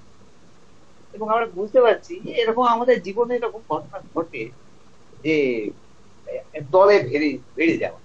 আমাদের এই যে আমাদের যে মানুষগুলো আমরা বেঁচে পড়তে আছি, খাচ্ছি যাচ্ছি, আমাদের প্রত্যেকের একটা করে দল কিন্তু আছে। খুব নিঃশব্দ হলো একটা দল আছে। গৌর বৈদিকের একটা দল আছে, তপন রায়চৌধুরীর একটা দল আছে, অমিতাভ দাসের একটা দল আছে। এই দল আছে, প্রত্যেকেরই একটা দল আছে। এবং আমরা চেষ্টা করি প্রত্যেকে তার নিজের একটা জায়গায়।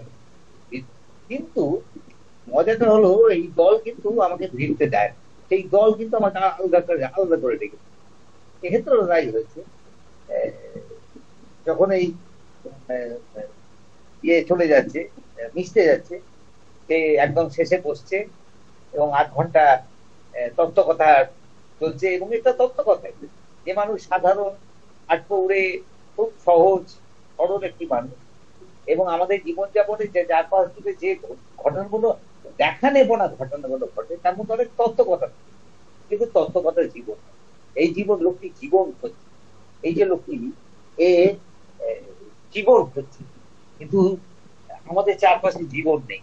চারপাশে তত্ত্বকথা আছে, চারপাশে সুযোগ সন্ধানের কথা আছে, বেঁচে পড়তে থাকার কথা আছে, কিন্তু জীবন নেই। এবং এই জীবন সে হচ্ছে, এবং বুঝতে বুঝতে যখন সে জীবন খুঁজে পাচ্ছে না, তখন চমৎকার এই জায়গাটা খুব চমৎকার হয়েছে যে সময়টা কমিয়ে দিল। 8 ঘন্টাটা 25 মিনিট হলো, তারপরে 20 মিনিট হলো, তারপরে 15 মিনিট হলো। অর্থাৎ এই যে এড়িয়ে যাওয়া, এই জায়গাটা খুব চমৎকার এসেছে, জীবন মজার জায়গা। তারপরে একদিন দেখা গেল তিনি আর সেখানে থাকতে পারছেন না, তাকে থাকতে দেওয়া হচ্ছে। অর্থাৎ তুমি যে আমাদের সমান যদি না হও, তাহলে তোমাকে আমরা ভয় করবো। তাই হচ্ছে, তাই হলো দেখা গেল তোমাকে ছেড়ে দেওয়া। এবং এর ফলে সে একা হলো, এবং একা হবার ফলে সে গেল নদীর ধারে। এই জায়গাটাই গল্পের সবচেয়ে চরম জায়গা, শিখরে যেটা বলা যাচ্ছে। করতে করতে করতে করতে খেলতে খেলতে এটা একটা গাছের কাছে গেল, একটা নদীর কাছে গেল, এবং সেখানে গিয়ে জীবনটা দেখছে একটা অন্য। এই জীবনটা আমাদের দরকার। নীরবতার মধ্যে শান্ত স্রোতের সবুজ স্নিগ্ধ হওয়ার ভেতর, বাতাসের ভেতর, পাখিদের কলকাকলির ভেতর আরেকটি জীবন দেখতে পাচ্ছে, যেখানে কোনো সম্পর্কের এই নির্যাস বা মলুষ তাকে স্পর্শ করছে না। এই জায়গাটাই জীবনের জায়গা। এই জায়গাটা গিয়ে সত্যিকারের। এবং আসলে যে গল্পের নাম পরিষ্কার, এই পরিষ্কারের আসলে এই লোকটি এই চারপাশের মনকে পরিষ্কার করে দিয়ে সত্যিকারের করেছে। এই গল্পটাই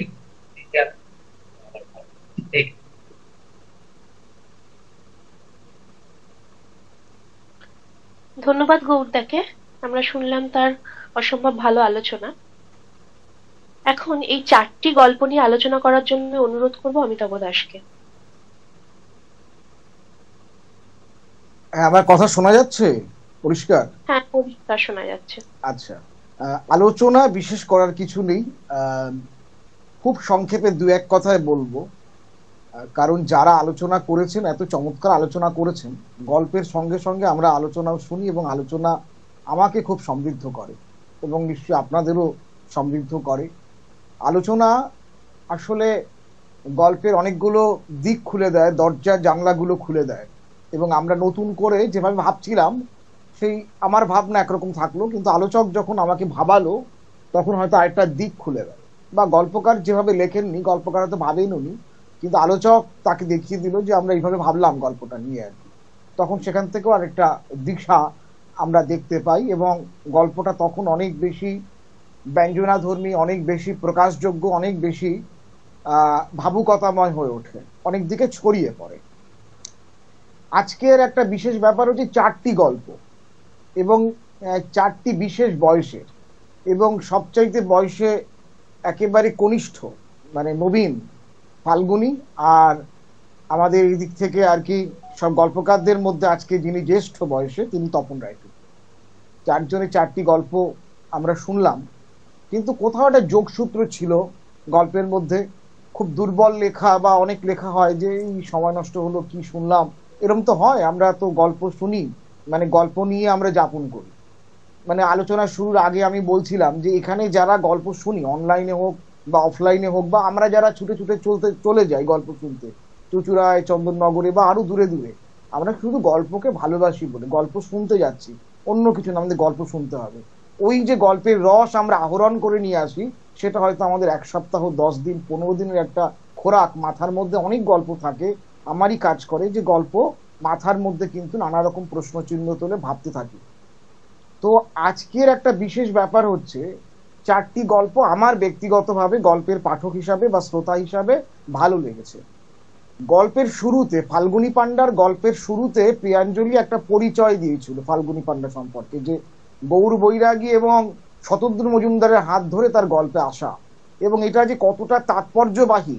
এই যে গৌর বৈরাগীর শিষ্যা, গৌর বৈরাগী বা শতদ্রু মজুমদারের হাত ধরে এসছে, এবং গল্প একটা দুর্বল প্লট, ঠিক আছে, একটা দুর্বল প্লটকে কি চমৎকার সাজিয়েছে। এবং আমার কিন্তু গল্পটা ভাল লেগেছে এবং একেবারে হালকা চালের গল্প, মানে যেই গল্প ধরুন আপনি দুপুরবেলা খাওয়া দাওয়া করলেন, খাওয়া দাওয়া উঠে একটু আরাম করে শুয়ে আছেন, একটা গল্প পড়তে ইচ্ছে করে। হালকা চালের গল্প না আজকাল খুব বেশি লেখা হচ্ছে না, এটা আপনারা মানুন বা না মানুন। হালকা চালের গল্প লেখার দিন কি ফুরিয়ে গেল? হালকা চালের গল্প, হালকা চালের মধ্য দিয়ে গভীরতার গল্প, যে গল্পগুলো গৌর বৈরাগী লিখেছেন, যে গল্পগুলো শতদ্রু মজুমদার লিখেছেন, যে ধরনের গল্প আমাদের সুন্দর মুখোপাধ্যায় লেখেন, আমি 3টি নাম বললাম। তো এই ধরনের গল্পগুলো, বিমল গঙ্গোপাধ্যায়ের কথা এই প্রসঙ্গে বলা যায় যে হালকা চালের মধ্য দিয়ে একটা গভীরতাকে দেখানো। ফাল্গুনী পান্ডার গল্প কি নিখুঁত বর্ণনা, মানে আমি ওর বর্ণনা খালি মুগ্ধ হয়ে দেখছিলাম। ওর বর্ণনা পড়ছি আর আমার মাথার মধ্যে কাজ করছে, যেহেতু গৌরদাকে নিয়ে কাজ করছি, গৌরদার সেই যে গল্পগুলো ভ্রমণে যাচ্ছে, মানে বিভিন্ন যে মানে কি করে ছোট ছোট ছোট ছোট অংশগুলো বর্ণনা দিচ্ছে, খাবারগুলোর বর্ণনা দিচ্ছে, এবং সে কি করছে সারাদিনের একটা দিন। তবে সেটা কোথাও এতটুকু আমার বোরিং মনে হয়নি। তবে গল্পটার মূল কথা হচ্ছে, গল্পটা এতক্ষণ বর্ণনাই ছিল, গল্পটা তখনই মানে গল্প হয়ে উঠলো যখন ওই অটোর মধ্যেই বাচ্চাটা বললো যে এই এই দেখেছি, নন্দনকাননের বাঘ দেখেছি, এই দেখেছি, তার সঙ্গে ওই যে কি নামটা যেন প্রমোদ, এই নামটা আর কি প্রমোদ সরকারকে দেখেছি। এইখানে যে গল্পটার মধ্যে না একটা খেয়াল করে দেখবেন একটা স্যাটায়ার আছে, একজন অলস মানুষের ভ্রমণ যাত্রা কেমন হয় আর কি। এই প্রমোদ বাবুর সঙ্গে অমিতাভ দাসের অনেক মিল আছে আর কি, সে ভাবে ভ্রমণে যাবে, আমি নিজেকেই দেখতে পেলাম, আমি এরকমই অলস মানুষ আর কি। তো আমি একটু এই জন্য যেন কোথাও একটু মানে একটু আনন্দ পেলাম আর কি। তা প্রমোদ বাবুর পুরী ভ্রমণ, এই প্রমোদ এবং পুরী এই নামকরণ, এই অনুপ্রাস অলংকারের ব্যবহার গল্পের মধ্য দিয়ে, এটাও খুব ভালো লেগেছে। এবং সুভাষিস বাবু চমৎকার আলোচনা করেছেন, এরপর নতুন করে কিছু বলার থাকে না। বিপজ্জনক বাড়ি, বৈশালী সেন, তার গল্প সম্ভবত এটা আমি দ্বিতীয় শুনলাম, আগে একটা গল্প বোধহয় শুনেছিলাম ফোন গল্পের আসরে বা কোথাও পড়েছিলাম। তার গল্পটিও ভারী চমৎকার গল্প, বিস্তারিত আলোচনা করেছেন শ্রীকান্ত অধিকারী, নতুন করে কিচ্ছু বলার নেই। এই ধরনের ভাবনা আশ্রিত গল্প এবং মানে কত এখানে আবার একটা অন্যরকম মানে বর্ণনা কম। এখানে উনি এমন অনেক জায়গা এনেছেন যে জায়গাগুলোতে একটা লোভনীয় জায়গা ছিল বর্ণনা দেওয়ার, গল্পকাররা সেই জায়গাটা থেকে এড়াতে পারেন না। কিন্তু বৈশালী সেন কিন্তু নিজের কলমকে, নিজের আবেগকে সংযমে রেখেছেন অনেক জায়গায়, আপনারা জানেন, আমি গল্পের কাহিনীতে যাব না। এবং গল্পের এখানেও গল্পের শেষটা খুব ভালো লেগেছে আমার, ব্যঞ্জনা ধর্মী একটা শেষ হয়েছে। শ্রীকান্ত বাবুর সঙ্গে আমিও একমত। অতৃপ্ত আত্মারা, এই অতৃপ্ত আত্মারা এই কথাটা এই গল্পের ক্ষেত্রে যাচ্ছে না, এখানটা অন্য কিছু ভাবতে পারেন, এই গল্পের সঙ্গে যায়ও না, এখানে অন্যরকম কত সুন্দর ব্যঞ্জনা অন্য কিছু হতেই পারে, ওই জায়গাটুকু আমার আপত্তি। এছাড়া গল্পটি ভালো লেগেছে। বাসব দত্তা কদম নেহাত মানুষ গল্পে একেবারে গা ছমছম পরিবেশ তৈরি করে দিয়েছে একেবারে শেষ পর্যন্ত। তবে গল্পটি আমার মনে হয়েছে মানে গল্পটি একেবারে ইচ্ছা পূরণেরই গল্প, গল্পটি মনেই হচ্ছিল এরকম হবে, কারো আগে থেকেই উনি সেই ওই যে মানে গৌদাই বলেন যে মানে হাতের যে তাস, এই তাসগুলোকে না দেখিয়ে ফেলতে নেই। বাসব দত্তা কদম তার হাতের তাসগুলোকে রশিদ মিয়ার সঙ্গে দেখা হওয়ার আগে দেখিয়ে দিয়েছেন। তার এই তাকে ঘিরে ধরলো, মেয়েটি ভাবছে আমার সঙ্গে এখন এই এই এই এই হতে পারে, তারপরে পাশেই সেই বেশ্যাপাড়াটা আছে, সেখানে আমাকে নিয়ে যাওয়া হবে, তার হাত ধরে রশিদ মিয়া অন্ধকারের মধ্য দিয়ে চললো, এবং তারপরে তার ভগবানের উত্তরণ। এই জায়গাটা আজকাল ওয়েব সিরিজ বা এইগুলো হচ্ছে অনেক কিছু, এই জায়গাটা আমার খুব আরোপিত মনে হয়েছে। এই জায়গাটা, গল্পটা ভালো, গল্পের খারাপত্ব নিয়ে আমি কিছু বলছি না, গল্পটা ভালো, কিন্তু এই যে আরোপিত জায়গা, এটা আরোপিত না হলেই চলতো। বাসব দত্তা কদম অনেক দিন ধরে গল্প লিখছেন এবং তিনি গল্প ভালো বোঝেন, কি করে গল্প নির্মাণ করতে হয় জানেন, এবং তিনি গল্প বুনন করেন। এই জায়গাটা অভিজিৎ বাবুর মতো আলোচনা করেছেন, এবং বম্বের ওখানকার যে ভাষা, ওখানে কি ধরনের খাবার দাবার বা ইংরেজির ব্যবহার, ওখানে হোটেলে বন্ধু বান্ধবের সঙ্গে কথাবার্তা বলা, চারজন মানে যে মানে একা হওয়া নয়, এই বর্ণনাটা গুলো সব গল্প হিসাবে একেবারে নিখুঁত নির্মাণ। কিন্তু আমার কোথাও মনে হয়েছে যে আপনি তাসগুলো আগে থেকে দেখিয়ে দিয়েছেন, তার মানে কি প্রশ্ন হতে পারে যে আমি আমার গল্প পড়তে পড়তে পাঠক যদি বুঝতেই পারে যে শেষটা এরকম হবে, সেটা কি অপরাধ? না, অপরাধ নয়। কিন্তু কিন্তু যিনি একজন শক্তিশালী গল্পকার হবেন, যিনি প্রতিষ্ঠিত গল্পকার হবেন, তিনি সবসময় চেষ্টা করবেন, হয়তো চেষ্টা করা যায় না, কিন্তু তিনি চেষ্টা করবেন বিষয়ের উপরে দৃকপাত করার, বিষয়ের উপরে দৃষ্টিপাত করার, কেমন কি হবে, এবং সেটাকে সংক্ষেপ করতে পারলে ব্যাপারটা ভালো হয় আর কি। মানে ওই জায়গাটা যেন বুঝতে না দেওয়া যায়, ওই জায়গাটা যেন পাঠককে আগে যেন বুঝতে না পারে যে রশিদ মিয়া দেবতা হয়ে উঠলেন এবং দেবতা হয়ে উঠবেন, এটা কিন্তু পড়তে পড়তে মনে হচ্ছিল কাঙ্ক্ষিত ছিল। শেষ গল্প তপন রায়চৌধুরী, গৌরদা যথার্থই বলে দিয়েছেন, তারপরে বলার কিচ্ছু থাকে না। আমি ওই গল্পটা পাঠে খুব আনন্দ পেয়েছি। একেবারে এই ধরনের গল্প দু একজন লেখেন বাংলা সাহিত্যে, আমি রমানাথ রায় বিশেষ করে উল্লেখযোগ্য, সেই স্টাইলেই গল্পটি লেখা, এবং ভালো লেগেছে গল্পটা। এবং গল্পটার মুখ্য হচ্ছে যে সত্যি কথা আমাদের দল ছাড়া আমরা বাঁচতে পারি না, এবং এও এক ধরনের শ্লেষ ধর্মী গল্প, ব্যঞ্জনা ধর্মী গল্প। আমাদের সাহিত্য মহলে আমরা যারা সাহিত্য করি, আমাদের সকলের নানা রকম দল রয়েছে, উপদল রয়েছে, কাছের মানুষ লোক রয়েছে, চেনা মানুষ রয়েছে, পকেটের মানুষ রয়েছে, কাকে ডাকবো কাকে ডাকবো না, কার গল্প ভালো বলবো কার গল্প মন্দ বলবো, এক্সেট্রা এক্সেট্রা। আমরা এগুলোর সঙ্গে ওয়াকিবহাল। আমরা জানি সেই জায়গা থেকে একটা চপেটাঘাত এই ধরনের গল্পের খুব দরকার ছিল, এবং আমি তপন রায়চৌধুরীকে ব্যক্তিগতভাবে আমি ধন্যবাদ জানাবো এই ধরনের একটি চমৎকার গল্পের জন্য। এবং গল্পের সে অর্থে এন্ডিং নেই, সেটাও গৌরদা বলেছেন, একদম ঠিক। কিন্তু গল্পের সত্য হচ্ছে যে কোনো সাধক মানুষকে, লেখক মানুষকে আসলে সে নিজের কাছে একা, সে যত বেশি নিজের কাছে একা হবে, ওই নদীর কাছে যাবে, পাখির কাছে যাবে, ফুলের কাছে যাবে, ওই যে নদীর কাছে গিয়ে 8 ঘন্টা করে বসছে, ওটাই হচ্ছে তার জায়গা। প্রত্যেক মানুষকে একটা সময় একা হতে হয়, ভাবতে হয়। যারা সাধক, শিল্প চর্চা করে, সাধনা করে, তারা আসলে তো সাধক। তো আমরা আসলে সাধনা কম করি, আমরা এই যারা লেখালেখি করি সাধনা বাদ দিয়ে বাকি সবগুলোই করি। আমাদের সাধনা করাটা জরুরি। আমি বলেছিলাম কম সময় নেব, কম সময় হয়তো নিয়েছি, কিন্তু 4টে গল্প, তো 4টে গল্প নিয়ে আমার 2-1টা কথা বলার, সেই 2-4টে কথা বললাম। আমি আর বক্তব্যকে দীর্ঘায়িত করব না। যারা এসেছেন তাদেরকে অনেক ধন্যবাদ। আমরা চমৎকার 4টে গল্প শুনলাম। আরো একটা ব্যাপার হচ্ছে, সম্ভবত এই আজকের এই অনুষ্ঠানটি তপনদা রেকর্ড করেছেন। যদি তিনি রেকর্ড করে থাকেন তাহলে খুব ভালো হলো, যে এই গল্পগুলো একটা আর্কাইভে সেভ করা থাকলো। যে 4 জন আজকে গল্প করেছেন তাদের গল্পগুলো কিন্তু আমরা পরবর্তীকালেও শুনতে পারবো, এবং যারা আজকের আসরে এলেন না তারাও শুনতে পারবে। আমার বক্তব্য এইটুকুই। প্রিয়াঞ্জলি, আমি একটু হ্যাঁ হ্যাঁ আমি এখনই বলতে যাচ্ছিলাম অনিলিকা দিকে। হ্যাঁ আপনি বলুন কি বলছেন। এটা হচ্ছে এখানে আমি জানি না, এই ফোনটাতে তো সমস্ত মিটিং আমি শুনি, খুব ভালো শুনতে পাই।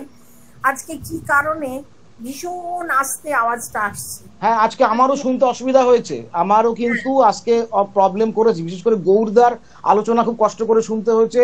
বৈশালী সেনের গল্প খুব আস্তে আস্তে এসছে, খুব হ্যাঁ হ্যাঁ ঠান্ডা। বৈশালী সেন শুনতেই পাইনি, আর যারা আলোচনা করছিলেন সেই আলোচনাগুলোতে একদম শুনতে পাইনি, বরঞ্চ গৌরদার আলোচনাটা শুনেছি।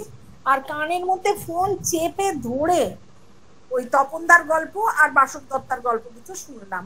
কিন্তু আমি কিন্তু পরিষ্কার শুনতে পাচ্ছিলাম, শুধুমাত্র বৈশালী সেনের গল্প শুনতে পাইনি। সম্ভবত ওখানে কিছু একটা শব্দ হচ্ছিল, আর গৌরদার আলোচনা শুনতে একটু প্রবলেম হচ্ছে। এছাড়া কিন্তু সবার গল্প আমরা শুনতে পেয়েছি। আমি জানি হ্যাঁ বাকিদের গল্প কিন্তু ঠিকঠাক শোনা গেছে। আমার ফোনটাতে নিজস্ব কোনো সমস্যা হয়েছে, হতে পারে।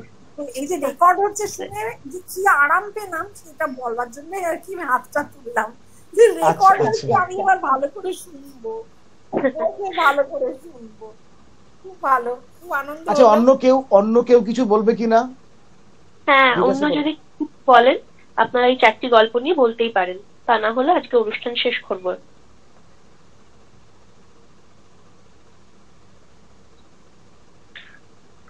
সম্ভবত কেউ কিছু বলবেন না, অনেকেই বেরিয়ে যাচ্ছেন। সকলকে আরো একবার ধন্যবাদ এবং শুভরাত্রি জানিয়ে আমাদের অবগুণ্ঠনের অনুষ্ঠান আজকে এখানেই শেষ করছি। পরের বৈঠক আমাদের অনলাইন হবে না অফলাইন হবে আমরা জানিয়ে দেব, এবং আমরা আগে থেকেই আমাদের দিন ঘোষণা করে দেব। সকলকে শুভরাত্রি। শুভরাত্রি সবাইকে। শুভরাত্রি সবাইকে। সবাই ভালো থাকবেন। সবাই ভালো থাকবেন।